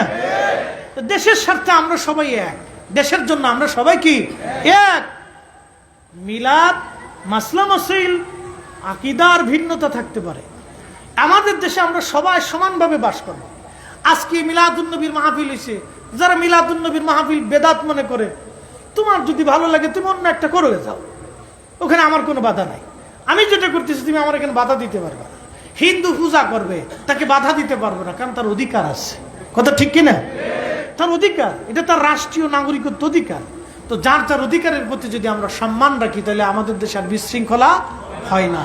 কিন্তু অনেকে আছে উগ্রতা, এটা ঠিক না। শোনেন, এগুলি দিয়ে বেশি দিন বাঁচা যায় না। আমি ছোট্ট করে একটা ঘটনা শোনাই। বিশ্ববিখ্যাত বাদশা ছিলেন সুলতান সুলেমান, নাম তো শুনেছেন, অটোমান সাম্রাজ্যের উসমানী খেলাফতের প্রসিদ্ধ বাদশা। তো ওনার উজির একদিন বলতেছে বাদশা, আপনি ইহুদিদেরকে আমাদের দেশ থেকে তাড়াই দেন, তুরস্ক থেকে ইহুদি তাড়াই দেন। তখন প্রধান উজির, প্রধান সেনাপতি, তিনি এই কথা বলার পরে, এটা তো সাইট্টিকারই কথা না, তো প্রধান সেনাপতির কাছ থেকে কিছু কথা, এটা কিন্তু অনেক বড় কথা। আমরা যদি এখানে এসে বকাবকি করি, হুজুর যদি বকাবকি করে, তাহলে মানুষ বলবে যে ওনার কাছ থেকে এটা আমরা আশা করতে পারিনি। কথা ঠিক কিনা? যে ওনারা দায়িত্বশীল ব্যক্তি, ওনাদের কাছ থেকে এই ধরনের কথা আমরা আশা করিনি। তো মনোযোগ দিয়ে, তো বাদশা ওনারে ফুল বাগানে নিয়ে গেলেন, নিয়ে যায় গোলাপ ফুল, গেঁদা ফুল, এই ফুল সেই ফুল, নানান ফুল দিয়ে এক জায়গায় সাজাইলেন। সাজায় অর্ধেক ফুল সরাই দিলেন। বললেন, উজির, সব ফুলের একসাথে যখন বাগান করলাম কেমন দেখতে? বলে সুন্দর। বলে ফুল অর্ধেক সরাই না। তো অর্ধেক সরাই নেওয়ার বলে বলতেছে, উজির, ফুল অর্ধেক তুমি সরাও তো কেমন? বলে, বাদশা, বাগান অসুন্দর হয়ে গেছে। বলে, এই পৃথিবীর স্রষ্টাকে? বলে, আল্লাহ। ইহুদি, খ্রিস্টান, হিন্দু, বৌদ্ধ, শিখ, মুসলমান, সব জাতি, সব মতের, সব ব্যক্তি, কালা ধলা, জ্ঞানী গুণী, অন্ধ ভিখারী, রাজা বাদশা, হীনমনিত, চিকিৎসক, ডক্টর, সব মানুষকে যিনি সৃষ্টি করলেন, খাবার দিলেন, অক্সিজেন দিলেন, আলো দিলেন, সূর্য দিলেন, তিনি আল্লাহ। আল্লাহ যদি সবাইরে নিরাপত্তা দিতে পারে, তাহলে আমি বাদশা হইয়া আমি কেন আমার দেশ থেকে ইহুদি তারাই দিব? আল্লাহু আকবার। না, জোরে বলেন আল্লাহু আকবার। এটা ইসলাম ও মুসলমান। এই জন্য আমরা সহমর্মিতার সাথে মিলেমিশে কাজ করাটা আমাদের জন্য বুদ্ধিমানের কাজ। আল্লাহ আমাদের সকলকে মিলেমিশে থাকার তৌফিক দিক বলেন আমিন। আসসালামু আলাইকুম ওয়া রাহমাতুল্লাহি ওয়া বারাকাতুহু। মাগফিরাহ।